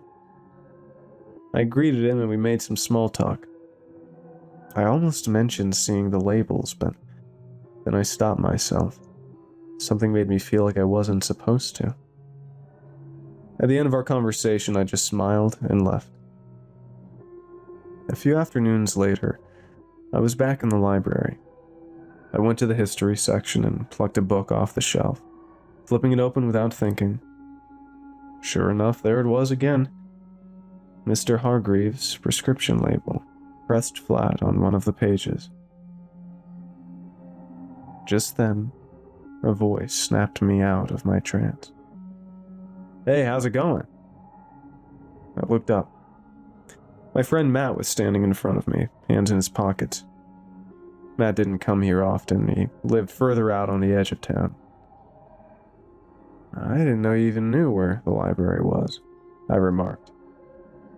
"Ha ha, very funny. I was nearby." We talked for a bit, and then I held the book up slightly. "Look at this. I keep finding Mr. Hargreaves stickers in these books." He stepped closer and scanned the text. "A messenger asked for help from nearby towns." I tapped on the label below it, pressed flat against the page. Matt leaned in and squinted as he read the details on the faded sticker. "Huh. He lives a few streets away from me. Who knew?" "Why would he be putting these in library books?" I asked. Matt shrugged. "I mean, probably just uses whatever's lying around as a bookmark." "That's what I thought the first time," I said. I plucked 2 more books off the shelf nearby that I'd put back a while ago, which I remembered seeing the stickers in. He keeps putting them in books. I reached for a book about wars. Took a moment to find the label, but I knew roughly where it was. Many families were trapped as supplies began to run out. I ran my finger across the label below it. Then I put it back on the shelf and opened the 3rd book. A few managed to escape, though most were. Underneath was the label again and a chapter about the famine. He glanced at it, then back at me, looking mildly amused. Maybe he's just weird? After Matt left that afternoon, I sat at a table with the books I'd taken from the shelf laid out in front of me. I frowned, then shook it off and closed the books, carrying them back to the shelf. A few months passed. I still saw the labels and books every now and then, but I stopped paying them much attention. I didn't think about them again until I was talking to Matt at school one afternoon, leaning against the lockers while people moved around us between classes. "You know those labels you were talking about?" He smirked slightly. "Yeah? I walk past that house all the time," he said. "Ever since I found out that's Hargreaves' address, I can't not notice it. Weird knowing a teacher lives that close to me." I shrugged. "Well, they have to live somewhere." Then a pause, as he glanced down the hallway. "I've heard stuff from inside a few times when I walked past." I raised an eyebrow. "What kind of stuff?" He frowned like he was trying to decide if it even sounded strange out loud. Like one night, I heard something scraping, I guess? And once I think I heard knocking or something, but like from the inside of his door. He made a small motion with his hand, tapping against the locker beside him. Then there was a brief silence between us. Anyway, he added, straightening up. Probably nothing. That afternoon at the library, I found myself thinking about the labels. I pulled out a few books from the history section and started looking for them. And as I found them again, one by one, I noticed something concerning for the first time. The line of text above each sticker. A messenger asked for help from nearby towns. Many families were trapped as supplies began to run out. A few managed to escape, though most were. I swallowed and looked in 2 more books. Efforts to seek help from neighboring regions. A group managed to escape, though some were. My heart started to race. I put the books down immediately and texted Matt. Hey, can you show me where Hargreaves' house is? By the time we got there, it was just starting to get dark. The street was quiet, with a few distant figures occasionally walking past under the streetlights. Mr. Hargreaves' house sat halfway down the road. Curtains drawn, no lights on.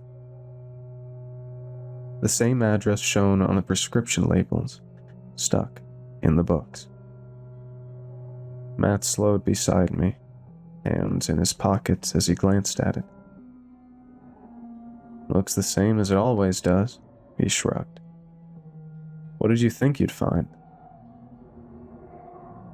I didn't respond. I couldn't stop staring at it. We should probably go, he added with a sigh, before he sees teenagers from his school just standing outside his house. That's going to be hard to explain. I nodded slowly. Yeah, you're right. We turned and started walking back the way we came. We'd barely made it a few steps when Matt stopped. I almost walked into him. What? I asked. He didn't answer straight away, just tilted his head slightly, listening. Then I heard it too. A dull, hollow sound. Knock. Then again. Knock, knock. My heart started racing as Matt turned back toward the house.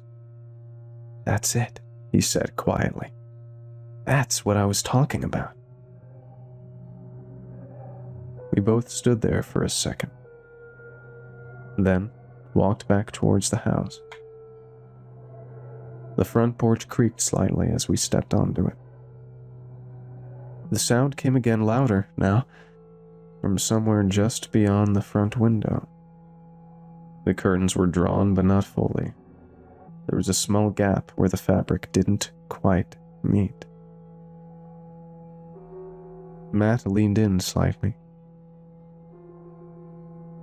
That's weird, he murmured. I don't remember that.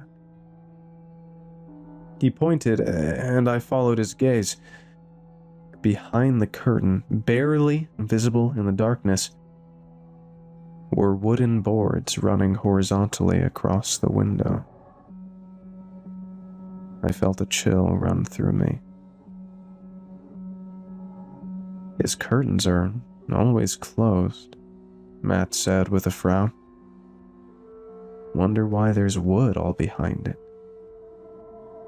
Another knock. Then the curtain shifted slightly. Something moved behind it. I sucked in a breath. Did you see? Yeah, Matt whispered. My hands were shaking as I pulled out my phone and turned on the torch, aiming it through the curtains. The light cut through the gap between the boards, and I, open wide, staring straight back at us. We screamed and stumbled backwards. Matt grabbed my arm. "What the hell?" The knocking stopped instantly. Silence. Then we heard footsteps from inside the house. We ran. Down the porch steps, onto the pavement, away from the house as fast as we could. We didn't stop until we were halfway down the street. My chest was tight, my breathing uneven as I fumbled for my phone. "Call them," Matt said. I told the police everything. The books, the labels, the sounds. The eye staring at us through the window. My voice was shaking so badly, I could barely get the words out. By morning, everyone knew. Mr. Hargreaves had been arrested, and the house had been sealed off. Inside, they'd found a girl. She was 14, only a few years younger than the both of us. She'd gone missing around 3 years ago, from a different state hundreds of miles away. Taken, transported, and kept hidden somewhere no one would think to look. A normal house on a quiet street. Locked away in his house for 3 years. She'd been peeling the prescription labels off empty medication bottles and boxes, whatever she could find in his bin with his address on it, without it being noticed. Pressing them carefully between the pages of books he brought home from the library and would eventually have to return. She couldn't write any messages. If he saw even a mark out of place, there was no telling what he would do.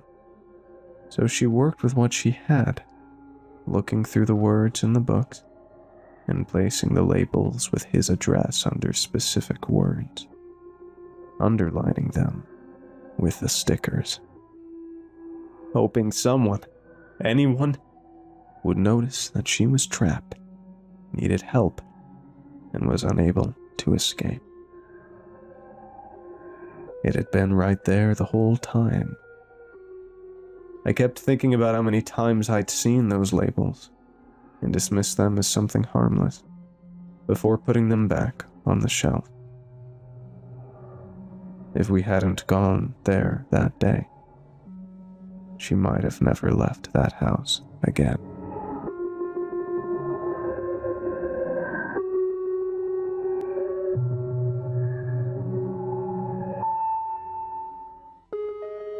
We built a 4-dimensional house. Shouldn't have walked on the roof. By Rowan Redfang, and welcome to Clancypasta.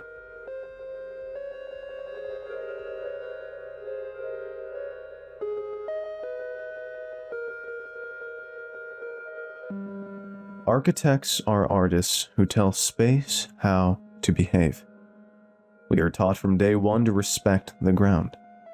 We spend our lives fighting stress and begging gravity to let our work stand. Dahlia and I instead spent the last decade figuring out how to insult all of that. Because for thousands of years, humanity had been unaware that they were only building on the surface of the universe. The mountain wind bit through my coat with the scent of electric fumes and pine trees. I stood at the edge of the concrete platform, behind a blast-resistant glass shield.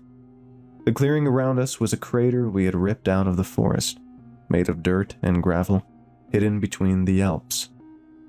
General Hansen's squad had butchered over 40 acres of ancient pine to clear the perimeter. Dahlia stood beside me, her fingers tapping on her tablet. It glowed across her face and highlighted the exhaustion under her eyes. She hadn't slept in almost 48 hours, and neither had I. We didn't need coffee. Adrenaline running through our veins made even the cold wind irrelevant. I couldn't take my eyes off our life's work, what we had sacrificed our 30s for.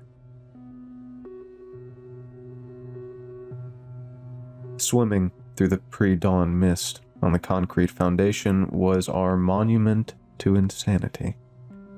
8 individual cubes, each measuring 40 feet across, made from high-density polymers, tungsten, and steel. 4 of them were stacked vertically into a tower. The remaining 4 extended outwards from the 3rd floor, branching in all 4 directions, like a cross, or what it actually was, an unwrapped tesseract. The structure offended the natural landscape of the mountain. All around it was my wife Dahlia's contribution to my genius. The GFA, Gravitational Folder Array. A ring of 12 superconducting pillars, black towers connected by cables filled with liquid helium to prevent overheating. And all those armed soldiers surrounding the structure were completely unaware that their rifles would be useless against mathematics. They kept shifting their weights in the cold.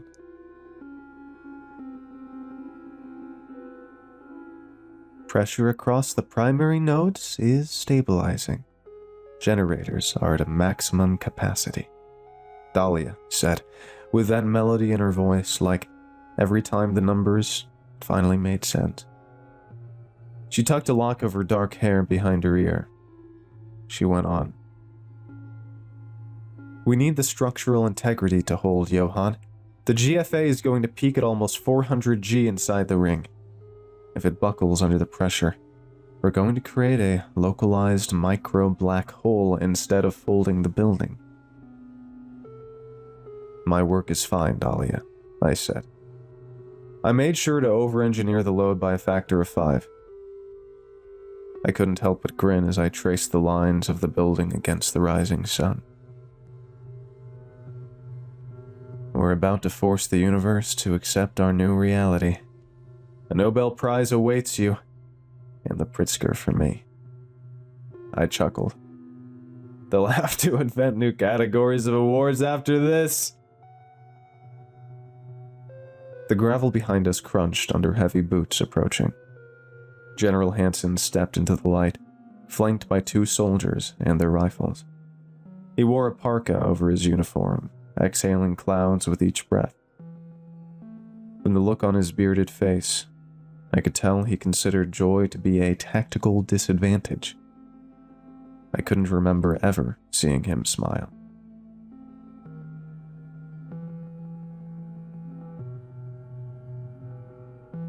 Aren't you planning your award ceremonies too early, Dr. Johann?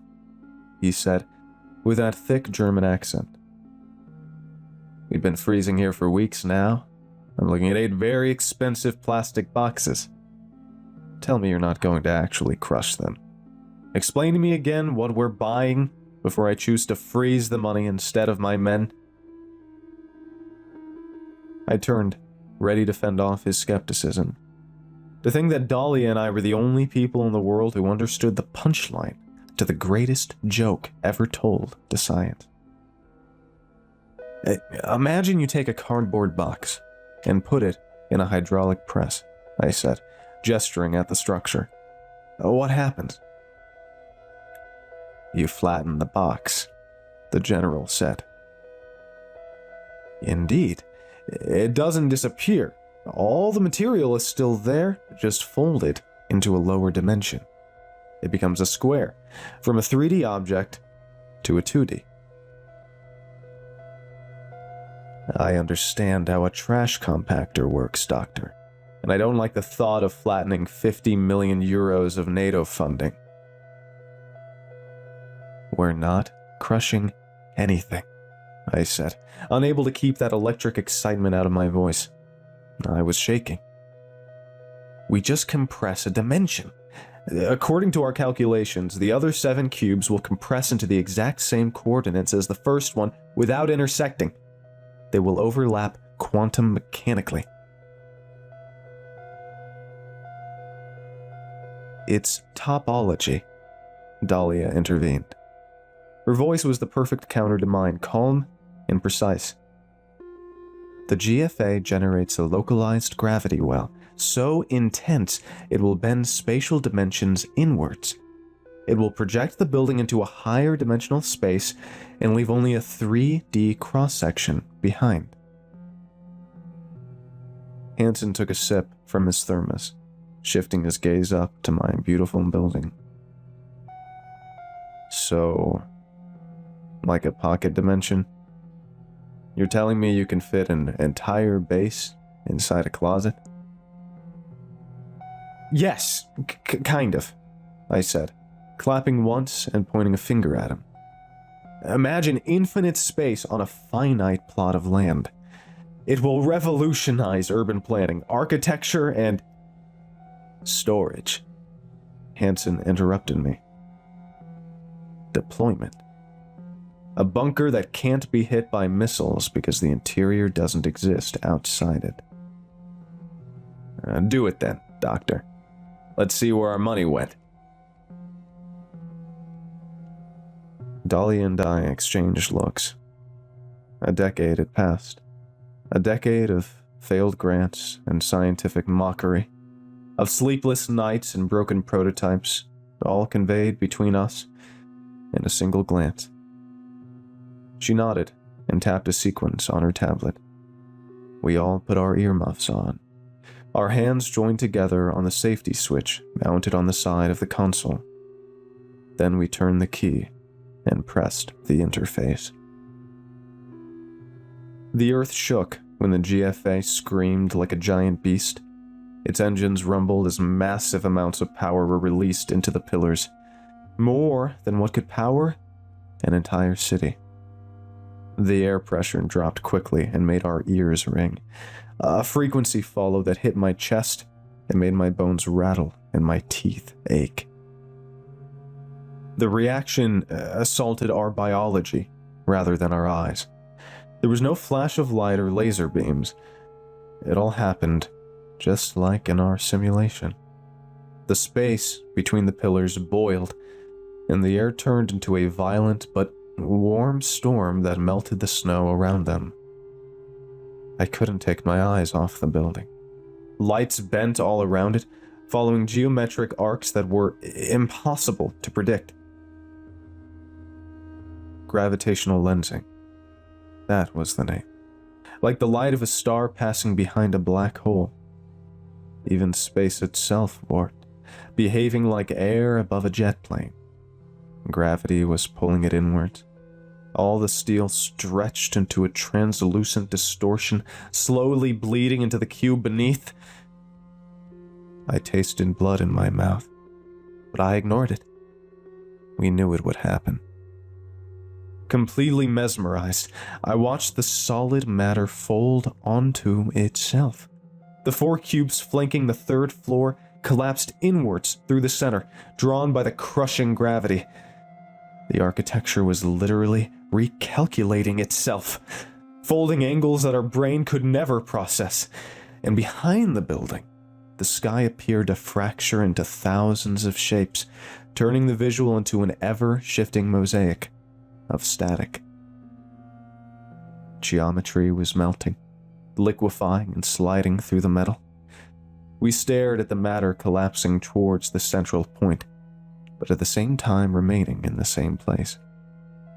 The absurdity of the view made my stomach turn. I gagged, but forced my eyes to stay open. The scream reached its peak with a vibration that almost shattered the glass. With a shock wave of air that slammed dirt and leaves across it, the noise vanished. A perfect silence fell onto the entire mountain. When the ringing in my ears faded, I wiped the cold sweat from my forehead, and just then I noticed my nose was bleeding. Dahlia also had a thin line of blood on her lips, and so did Hansen and his soldiers. They moaned, holding their temples. I raised my gaze and looked past the cracked glass. The mist had disappeared. And not just that. "My God," I whispered. My towering cross of 8 cubes was gone. In the center of the concrete platform, in the ring of black pillars, sat a single cube. Just the ground floor. Hansen stepped forward with a face of shock that spoke for itself. "What happened?" he yelled. "Where's the rest of it? Did it disintegrate? You told me you were going to compress it, Doctor. Did you just destroy years of work?" I ignored him and stared, my palms and face pressing against the glass. "Dahlia, the telemetry?" "It's stable," she said, out of breath. Her fingers tapped across the tablet. "It's there. The mass readings on the platform haven't changed at all. It's still supporting the same weight as before. The spatial overlapping is holding. The W-axis compression is at 100%. She smiled at me, and so did I.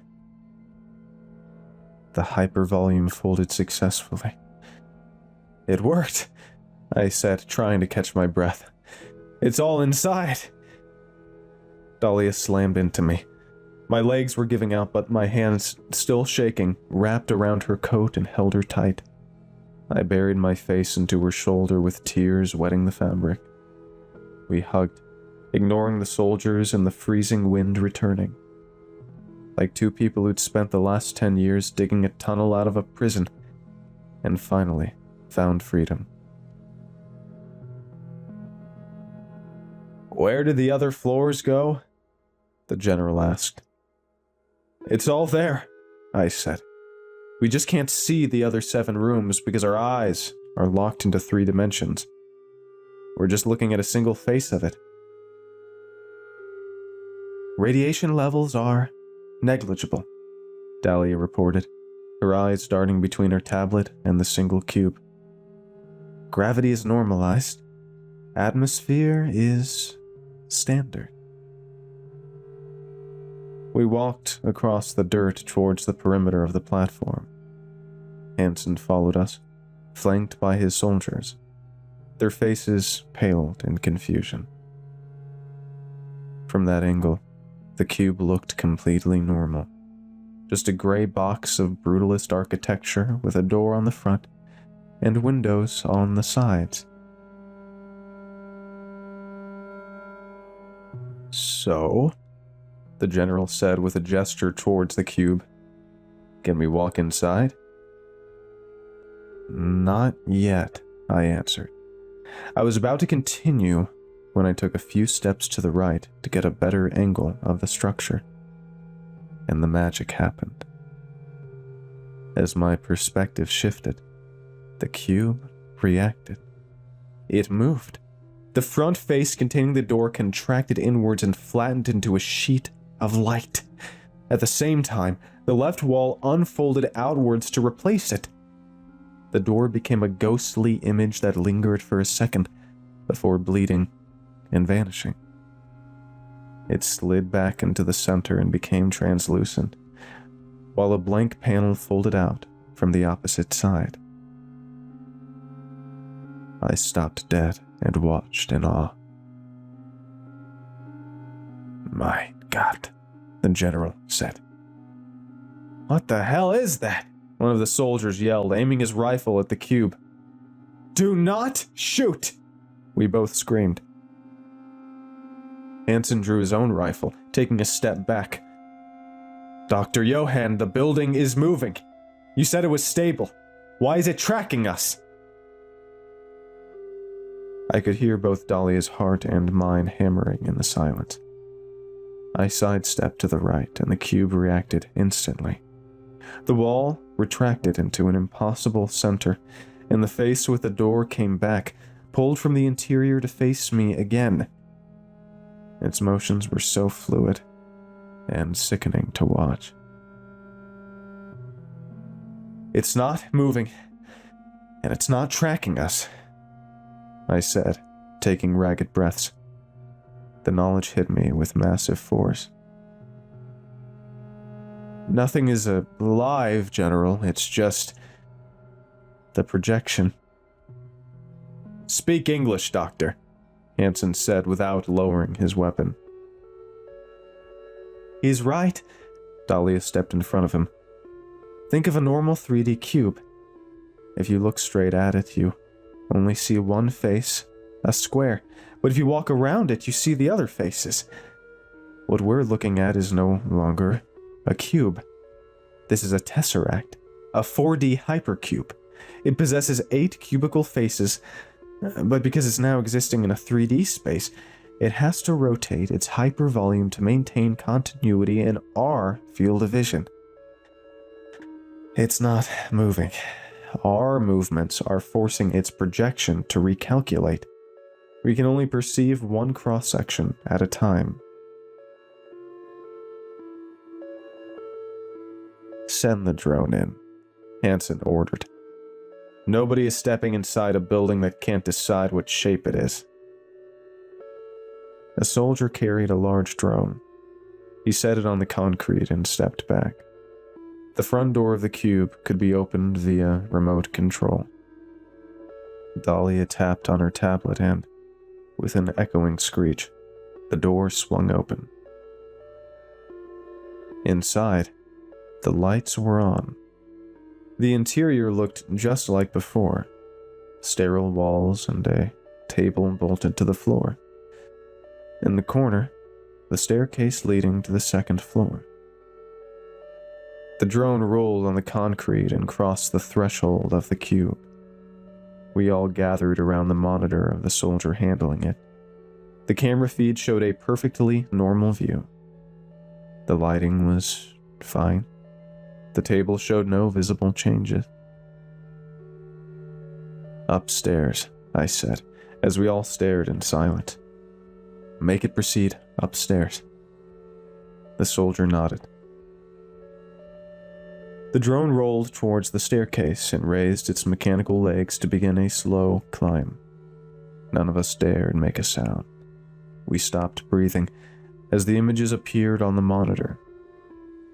The drone reached the top of the stairs and rolled onto the second floor. I don't understand, Hansen said. He pointed a finger at the screen. The drone is going up, but there's no second floor there. Where is it going? Because it worked. The internal volume is maintained. The second floor exists within the folded dimension, Dahlia replied. He didn't answer. The drone reached the second floor, transmitting footage of the room and its pristine walls and window. Hansen was no longer looking at the monitor. I followed his gaze. So did Dahlia, her face paling. Hovering over the cube, directly above the center, was the drone. Instead of flying, it stood there, existing in a space that our eyes couldn't understand. Its shape stretched and twisted to infinity like a graphic glitch. It folded open, showing the internal wiring and circuits, all the gears and treads, the camera lens, everything occupying the same visual plane. We were looking at an autopsy of a robot floating above the cube. But the monitor still showed the images from the inside without issues. As it moved, the metal skeleton kept distorting into long spikes and snapping back into a cluster made of all its components. Inside the building, it was still navigating the second floor intact. It's moving through the W axis, I whispered. It's not broken, we're just seeing the light escaping the folding. That's its cross-section passing through our dimension. That's fascinating. The view was horrifying. but it was also the most beautiful thing I'd ever seen. We'd done it. "General, prepare the suits," I said. "We're going in." 2 of the last 10 years went into designing those, just for this moment. Thick shells over a flexible membrane, with an exterior of layered polymer that caught the sunlight. The helmet sealed at the neck with a pressurized collar. The 4 security locks clicked, one at a time. We looked like something between deep-sea divers and astronaut. "Dr. Johann, you want me to put this on while my men are securing the perimeter in winter clothes?" Hansen said, pulling at the gloves of his suit. "This feels a bit excessive." "If you prefer to walk in without one," Dahlia intervened, "be our guest, General." "You said the building is stable." "Indeed it is," I said, working the zipper on my torso. "But we're not. Our bodies are still 3D. That stops being trivial when we cross that." I pointed towards the cube. "The GFA compressed the volume across a W-axis that we don't possess a sensory organ for. If we walk in there without protection, every cell in our bodies will be trying to occupy the same coordinates as themselves. Our organs would unfold outside of them."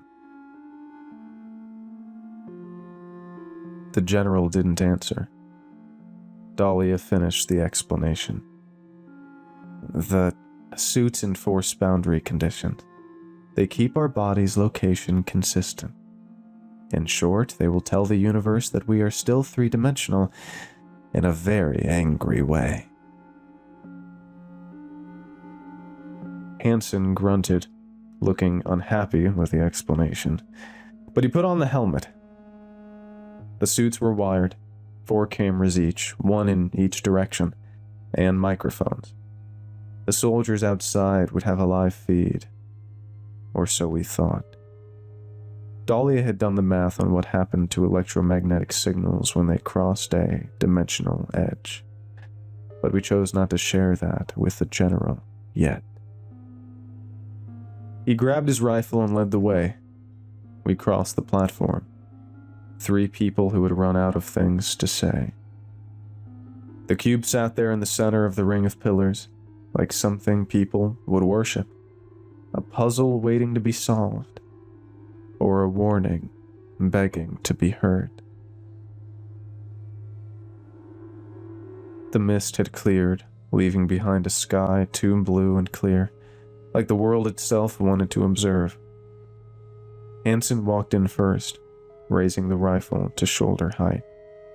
To greet us was the most normal banality, just as all the times we'd gone in before. The walls, the table. On the opposite side, a window showed the mountains and the line of pines. The sunlight came from the distance and formed a yellow glowing square on the floor. Nothing told us we were navigating a hyper-volume. "Smells like a construction site," Hansen said. Dahlia's helmet shook slowly. "No, it doesn't. We can't perceive smells through the suit. It's a phantom sensation." She checked the reading on her tablet. Atmosphere is standard. Oxygen at 21%. Gravity is 9.81. She glanced towards the window. Visual from outside is undistorted. "Of course," I said. "We're still in the 3D section." The drone sat at the top of the staircase where it had stopped, intact. Its light blinked green and steady. Might have sounded silly, but I felt affection for it. It went in first and came back fine. The first human-made object to step in a 4D space. A hero robot. Humanity would remember it like the first man on the moon. I smiled. The staircase ended in a square hole in the ceiling. The normalcy in our footsteps' noise made cold sweat run behind my neck. Hansen swept the barrel of his rifle across the room as he approached the staircase. Keep a tight formation. General, there are no living entities in this structure, Dahlia said, following. Furthermore, your weapon is about to experience some unfolding. I suggest you leave it downstairs. Hansen ignored her. His helmet pointed up, eyes locked on the top as he climbed the first step. We followed close behind, boots echoing in the narrow space. Each step felt too ordinary, and for that reason, my teeth couldn't stop chattering. We moved at a snail's pace. It took a lifetime to reach the top. When we stepped onto the second floor, none of us moved or said anything. Hansen stood with both hands at his sides and his rifle down. I watched him, trying to understand that there was indeed a second floor, that it existed, had walls and a floor and lights and windows, and that his rifle was no longer a rifle. It had unfolded, just as Dahlia and I predicted, just like our bodies would have done without the suits. In the same way a book opens, but on its own. The barrel extended, flattened, and at the same time curved into itself. The body peeled along an axis that our brains couldn't comprehend. Everything spread outwards into an arrangement of components that were still connected, but pointed everywhere and nowhere, like a schematic. Hansen dropped it and stepped back. It became a smear of its own components and settled into a tangle of metal and plastic. The thud bounced off interconnecting walls. Hansen yelled, "What the hell is that? You said it would break!" "We said it would unfold," Dahlia clarified. "That's the accurate term." "There's no reason it should do that." "Oh, there's every reason for it to do that," I said. The conversation died when we raised our gazes. The room had done the same thing the rifle did, but in a larger way. Facing me was the north wall, or what I thought was the north wall. It occupied the same space in which the floor should have been, and both surfaces were visible. Below us, no, not below, through us, the first floor was visible without a gap, but through what I called an overlap. The window was on the east wall, but also on the south wall. It showed the outside, a band of compressed images along the edge of my vision. Trees and concrete stretched and compressed like crumpled balls of paper. The nausea came back stronger when I looked around. I was about to throw up. The walls were transparent. I was viewing the first floor from an angle that shouldn't exist. Our little hero, the drone, sat there, all its internal body stretched into a glitch, its anatomy looping endlessly. "If we had walked in without these suits," Hansen muttered. "Instantaneous death," Dahlia answered. "Our topology would have attempted to recalculate to fit the 4D space," I added. "All our organs and skin and bones and veins. They would." "That's enough, Dr. Johann. I got it." Hansen walked towards the window with careful steps over a floor that intersected with the world below. He tried to communicate with his soldiers, but was met only with static noise. "Oh, we expected that," I said. "Radio waves in a 4D space, propagate in a hypersphere rather than a sphere. In a folded environment, the propagation path doesn't end where the receiver is. The signal has nowhere to arrive. Think of it like trying to deliver a package to an address that exists on every road on the planet. So we're isolated. We've always been, Dahlia said, with no worry in her voice. We just couldn't prove it until now.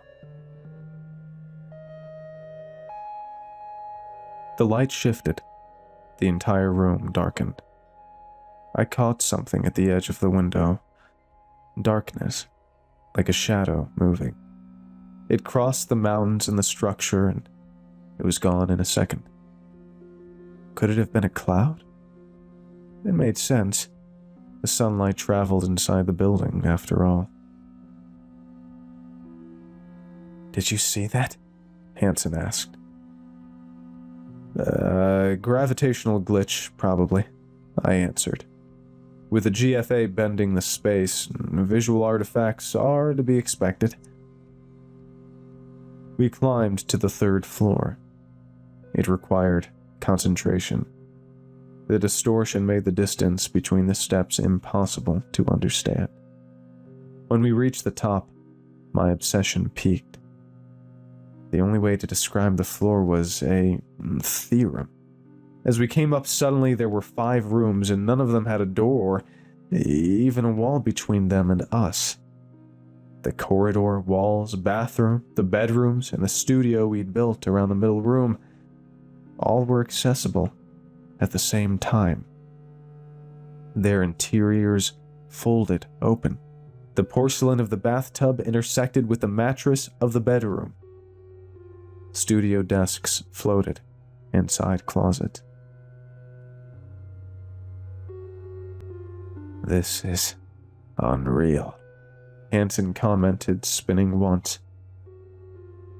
It's real, Dahlia whispered, and spectacular.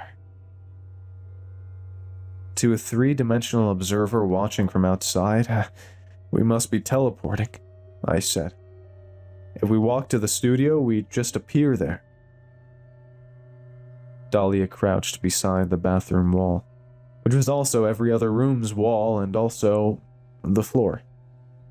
I watched as her hand reached into the bedroom, moving through nothing, where the walls unfolded. She lifted a pen from the desk, and it came back to her hand, unfolding itself like everything else. Did you just grab that through the wall? Hansen said. Object retrieval across boundaries with no physical transit, she said, holding the twisting thing up. Technically, there is no wall, I said. The 5 rooms share a 3D space, so their surface distributed into the available geometry. Imagine a house drawn on paper, all flat. A 2D person living inside, the drawing must move through its doors because the walls are impassable. But for you, looking down at the page, everything can be reached without touching a single door. The walls can't stop you because you are approaching from an axis that doesn't exist for the second person. That's us, right now. We are standing above the page. I should stop asking questions, Hansen said. There was a table in the studio, which we'd put as a simulated habitation test, and from the higher dimension I could see the top and the bottom at the same time. I could see inside the drawers. Dahlia ran her measurements again. Atmosphere still standard and gravity at 9.6. Interesting. A small deviation, but not alarming. Radiation increased slightly, but still way below dangerous levels. As the general inspected the floor, attempting to pick up objects through walls, we collected data, talking and comparing numbers. And so, we heard it. First came a vibration. a frequency that our microphones caught before our ears did. It rose into a moan, deep and uneven, something that didn't fit any scale we could identify. The closest thing I could compare it to was a whale's lament, but it came from above. At the same moment, the light dropped again. This time, all the rooms darkened for several seconds, as if something was passing between the sun and us. "Can visual artifacts make noise, Dr. Johann?" Hansen said. "We don't know," Dahlia answered, and I knew her too well to see how much those words hurt her to say. "The readings are normal. Nothing spiked during that. No pressure change, no radiation anomaly. Nothing."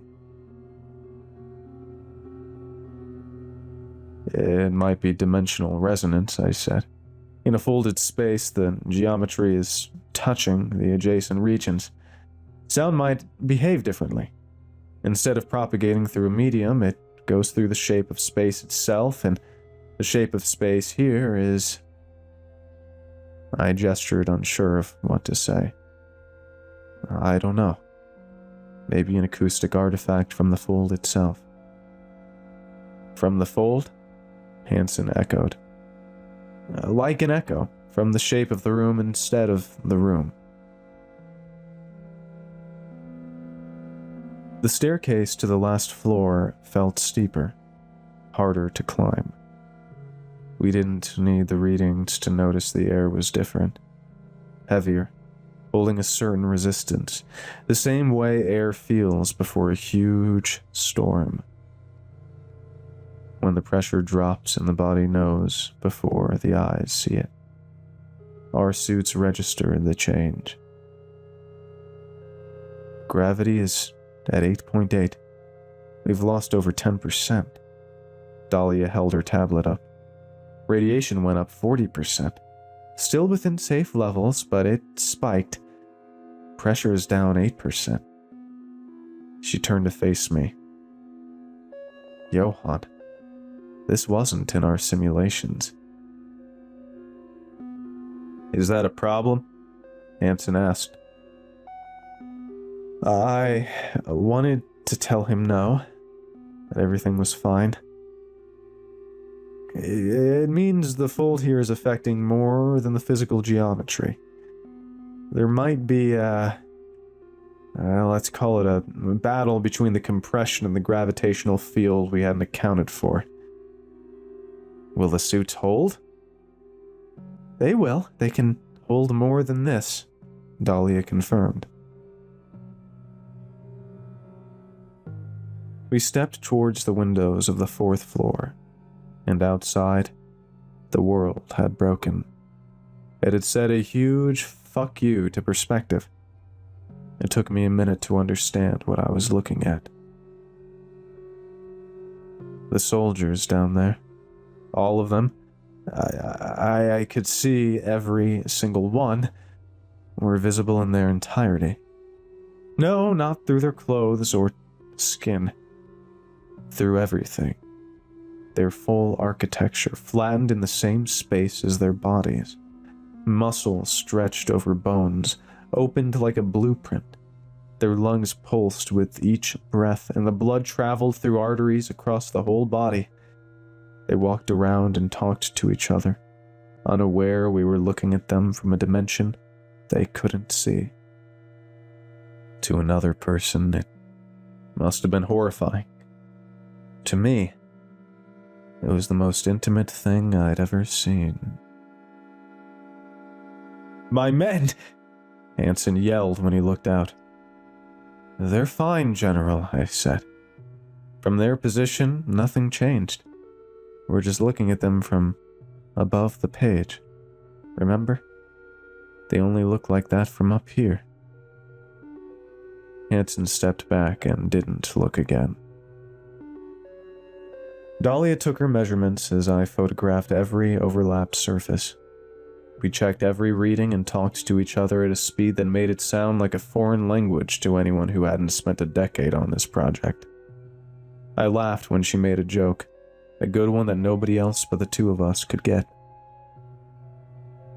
The last staircase loomed in front of us, ending in a metal door, the roof access, and the exact position where we'd built it.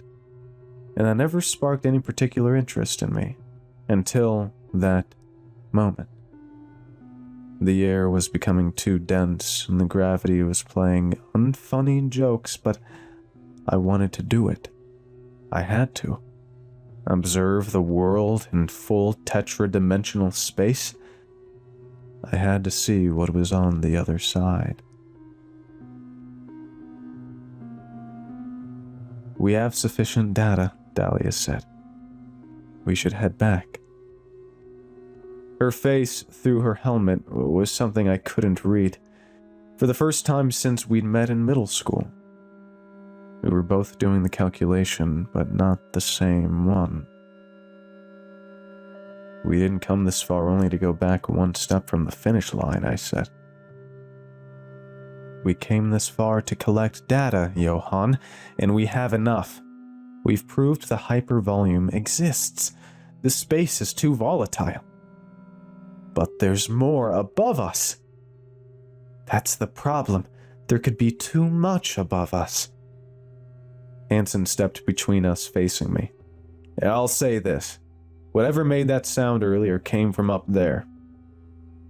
He pointed at the roof door. "And my opinion about sounds I can't identify is to not walk towards them." It was an artifact. We're literally bending space-time. Oddities are to be expected. "You said you didn't know what it was, Dr. Johann." "I just don't know what category it belongs to.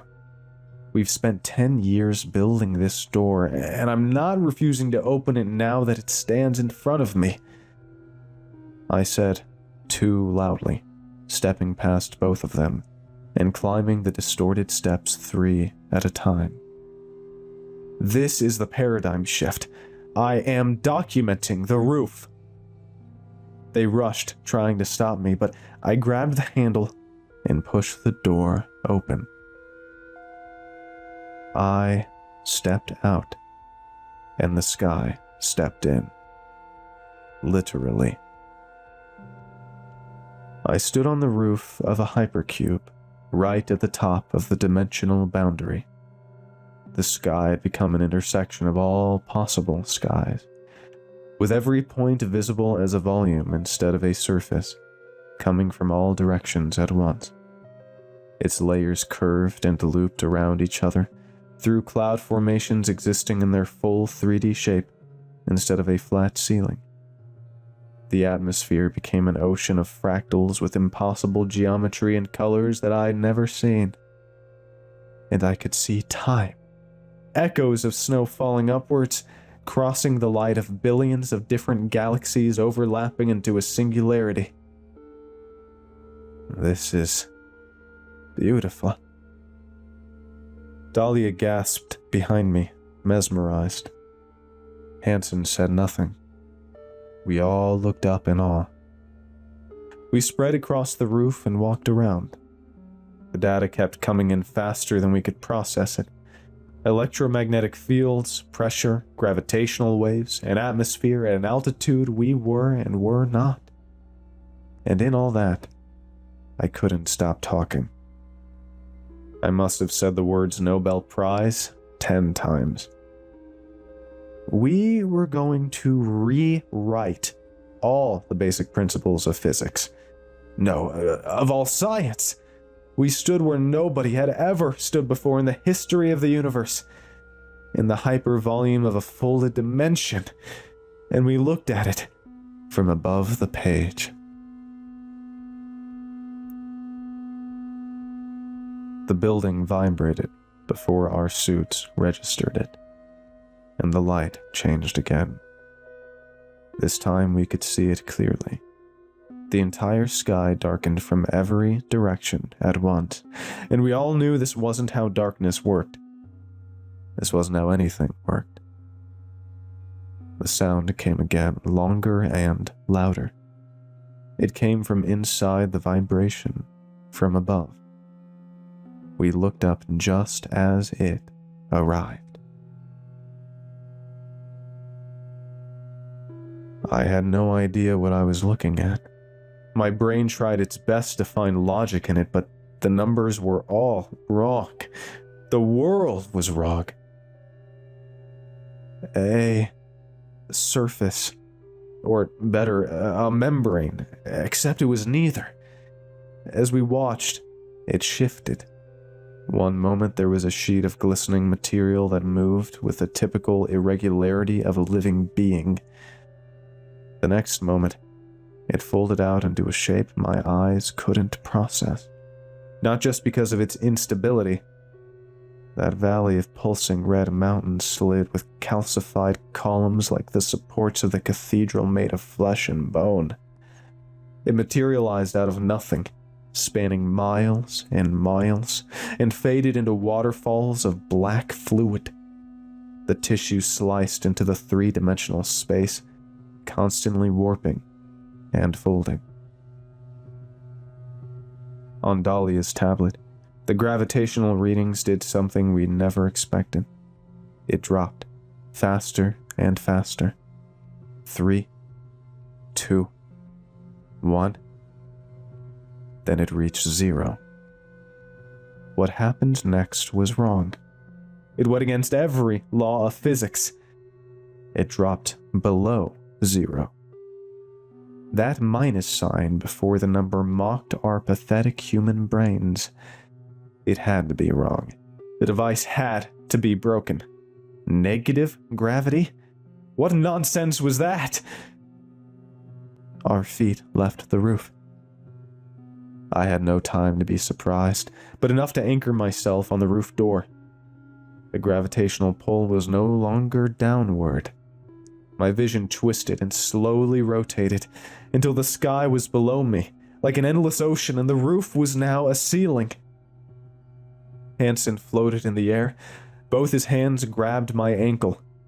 Below him, dangling over the 40 ocean, Dahlia clung to Hansen's belt, her boots kicking the empty space. "Johann!" she cried out. "Hansen, don't let go!" I shouted. As the pull intensified, the most horrifying hypothesis came to my mind. Whatever that thing passing through the three-dimensional space was, it must have been so massive that it possessed its own gravitational field. That's when I realized what we saw was only the 3D projection of something much, much larger. Just like a cube appeared as a square on a 2D surface, showing a fraction of its real size. How massive was that thing? I had no idea how to describe it. The shape in the sky below us kept changing and moving. The darkness had become absolute, like floating in open space. It covered everything. "Pull!" Hansen said. "I am pulling." But neither of us moved, because there was nothing to move towards. The door was the only fixed point remaining. The entire building was shaking. The thing below us was still there, moving, passing, arriving and departing in every direction at once. Hansen's hand slipped from my ankle, and I managed to twist and grab him with one hand just in time. But the grip was weak. "The suits are failing!" Dahlia shouted. The exoskeletons groaned and bent under the immense gravity. I'm slipping," Hansen said. I clenched my jaw so hard, tasting blood. The pull of that thing was astronomical, but this was no attack. Whatever it was, it didn't even acknowledge us. We were just ants, caught in the gravitational destruction of a passing god. 3 fingers, Then two. Hansen's hand slipped. I watched as they fell. The edges of their suits first flickered in the same way the drone had done from outside. Their bodies appeared to me in cross-section, and then in a section I had no name for. They stretched along the W-axis. "Dahlia!" I screamed. They fell into the sky, plummeting towards the endless expanse of red and white. The 3D barriers of their bodies ceased to exist. They elongated into a loop of infinite ribbons made of cross-sections of their internal structures. Their limbs stretched for hundreds of feet down the void, like falling into a black hole.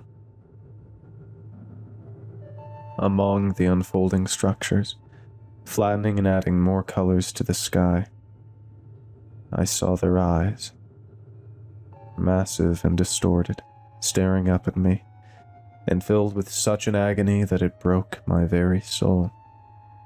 Their screams came through the comms, and after a second, they turned into a loud, electric static. When the light returned, my vision rotated again. Gravity slammed me on the roof floor and left me lying on the concrete with the 4D sky back above me.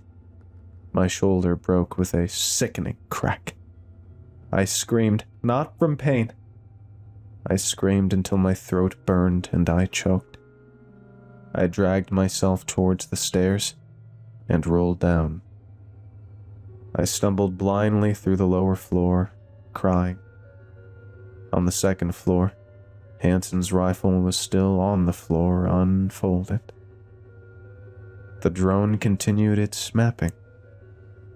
On the first floor, the world returned three-dimensional. A soldier caught me when I stepped outside. I burst through the front door and ripped the helmet off my head. Then I vomited bile and blood onto the concrete. I woke up to a hospital ceiling. Radiation, they told me.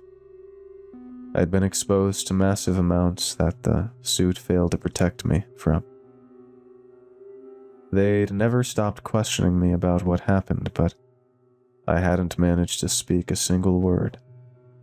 The doctors looked afraid of telling me the truth. Weeks, or a few days, most likely. That's how long I have left. I'm in a bed with a window that faces the city and the sky above it. An ordinary sky. A blue two-dimensional surface. I'm tired and my hands are cold. 10 years we spent building a door to somewhere nobody could have ever reached. We proved it was there, that we could go in and come back, or that at least I could. Once. And then pay the price from beyond the grave. I know Dahlia's not dead. I want to clarify this. Her suit didn't break last time I saw her. In higher dimensions, time is just another direction one can move. She must be stretching across eternity in a moment of biological unfolding that never ends. But she's up there, and I'm going to meet her soon. Who knows? Maybe all of us are going to very soon. Because just a moment ago, a sound echoed through the glass, coming from the sky. Deep and steady, like a whale's lament. Just when the light shifted and the room darkened for a second. That shift when something passes between you and the light. It swam across the sky. I saw it, eclipsing the entire planet. a colossal section of glistening muscle and bone, its shape changing and moving in every direction at once, bleeding from its higher dimension into ours. I'm sorry. I brought it here. I don't know when it's going to tear the sky open, but I know that the sirens won't even have time to start. I just hope I'll be gone before that.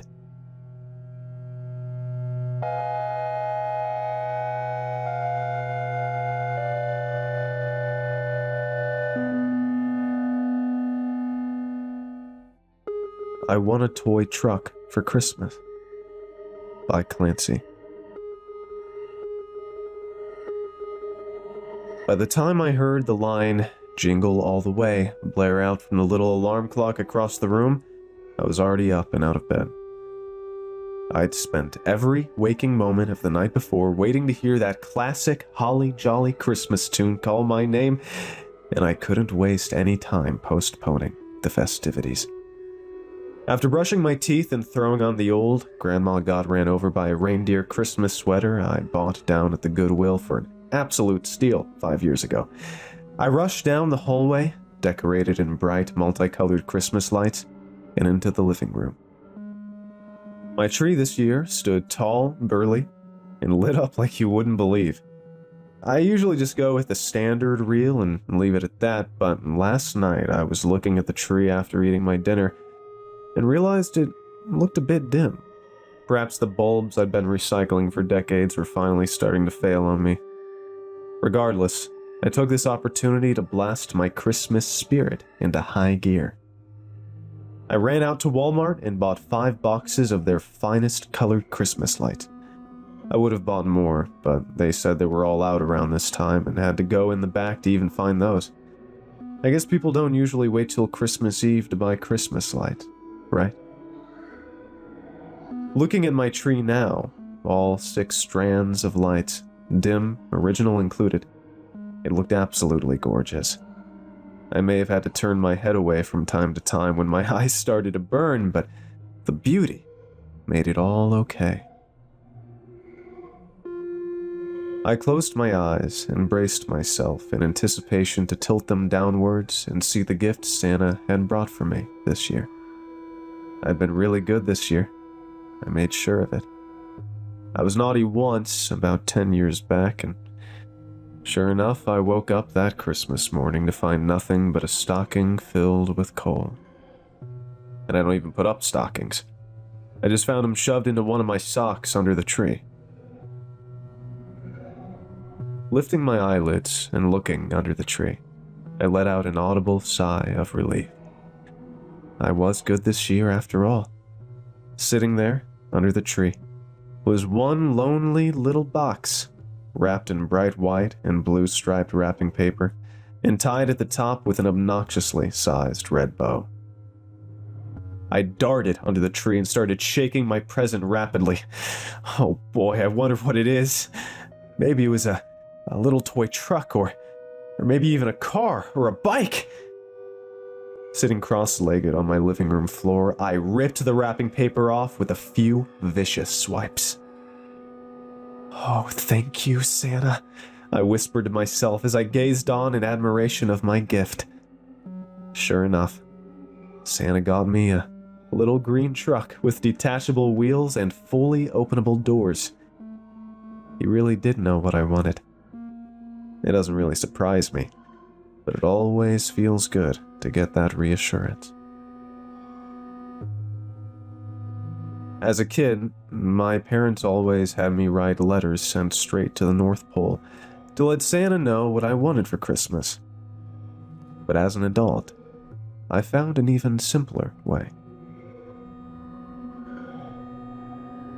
Writing letters may work, but they can't beat the speed of sending your wishes straight to Santa with a messenger of your own thoughts. Every year when I figure out what I want, I just close my eyes and say, "Dear Santa, I've been really good this year and I'd really like a toy truck for Christmas. I know you're real, and I know you won't let me down. Thank you, Santa. And then I just go about my day. He hears it. I know he does. He has to. How else would I be getting these Christmas gifts back in return? After sitting on my living room floor playing with my new favorite toy for a few hours or so, I got up and made my way to the kitchen to enjoy the other best part of Christmas Day, the sweetest breakfast of the year. I got out the sugar milk I made a few days prior by pouring in a few cups of the finest cane sugar I could find, the frosted flakes, and my jug of maple syrup. Once I fill up my popcorn bowl with the cereal, I then lay on the syrup. I pour generously, just for the special occasion. I know I can't be doing this every day. I pour till the syrup gets about halfway to the top, and then I start laying on the sugar milk. I usually wait till it reaches about another fourth up the bowl, and my delicious Christmas feast is complete. There really is nothing like it, to be honest. Every time I lift a spoonful of those maple sugar milk frosted flakes to my mouth, I get a nearly orgasmic wave of nostalgia and Christmas memories. But letting those feelings take hold is a dangerous game. One that often leads to her. And once that happens, breakfast is over. I just miss her too much.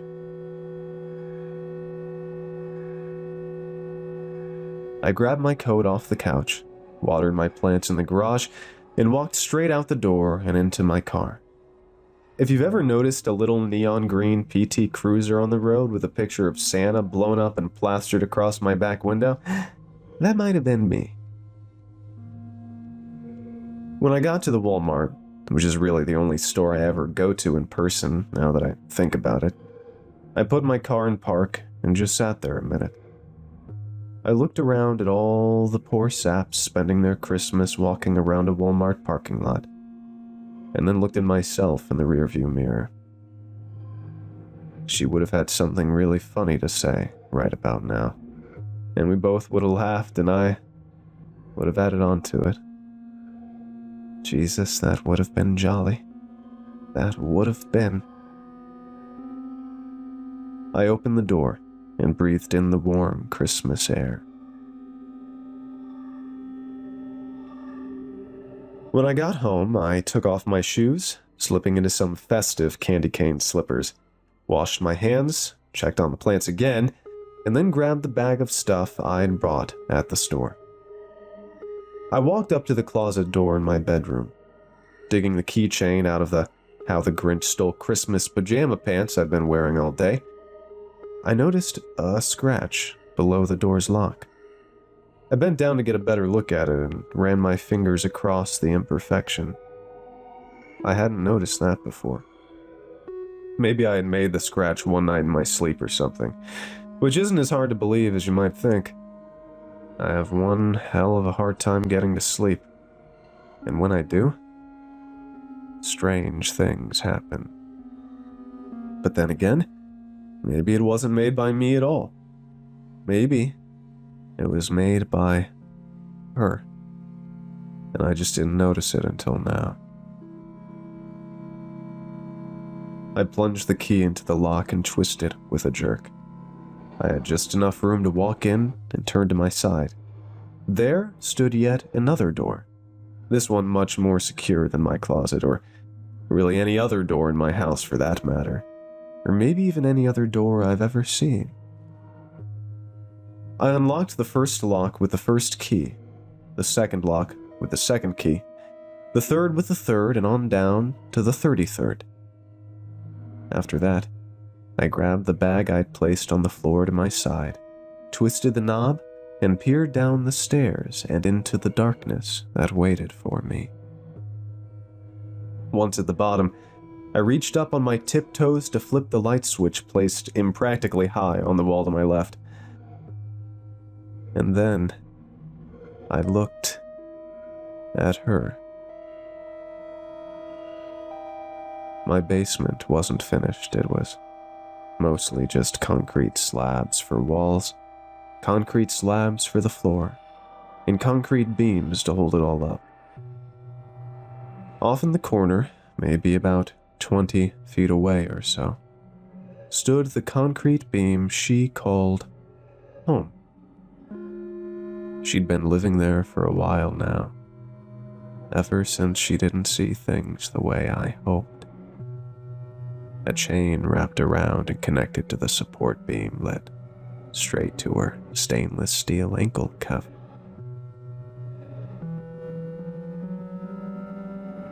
You know, I didn't realize it until then, but she was only a skeleton now, sprawled out on her back across the cold concrete floor.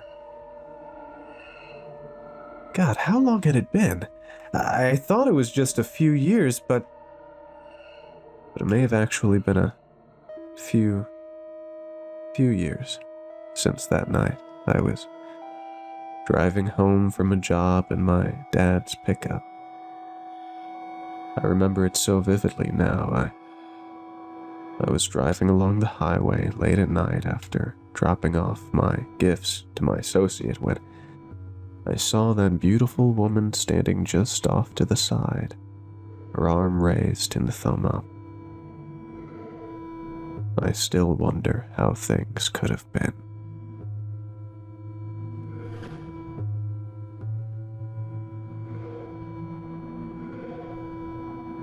I'm sorry, this year didn't go like you had hoped, I said, looking down at my slippered feet.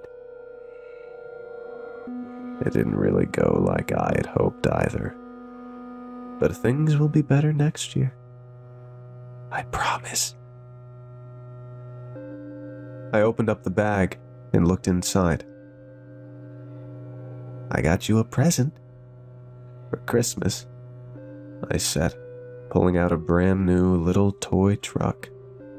It was modeled after the early Ford models and came still in the box. I knew you were wanting this. I heard you, I explained as I walked over and sat the gift at the chained skeleton's feet. I looked to my side across the room at the perfectly stacked pyramid of hundreds of empty toy truck boxes. I closed my eyes and turned away quickly. Merry Christmas, darling, and thank you for calming down. When I opened my eyes, I stared into her empty sockets. She was thankful. I know she was. She told me.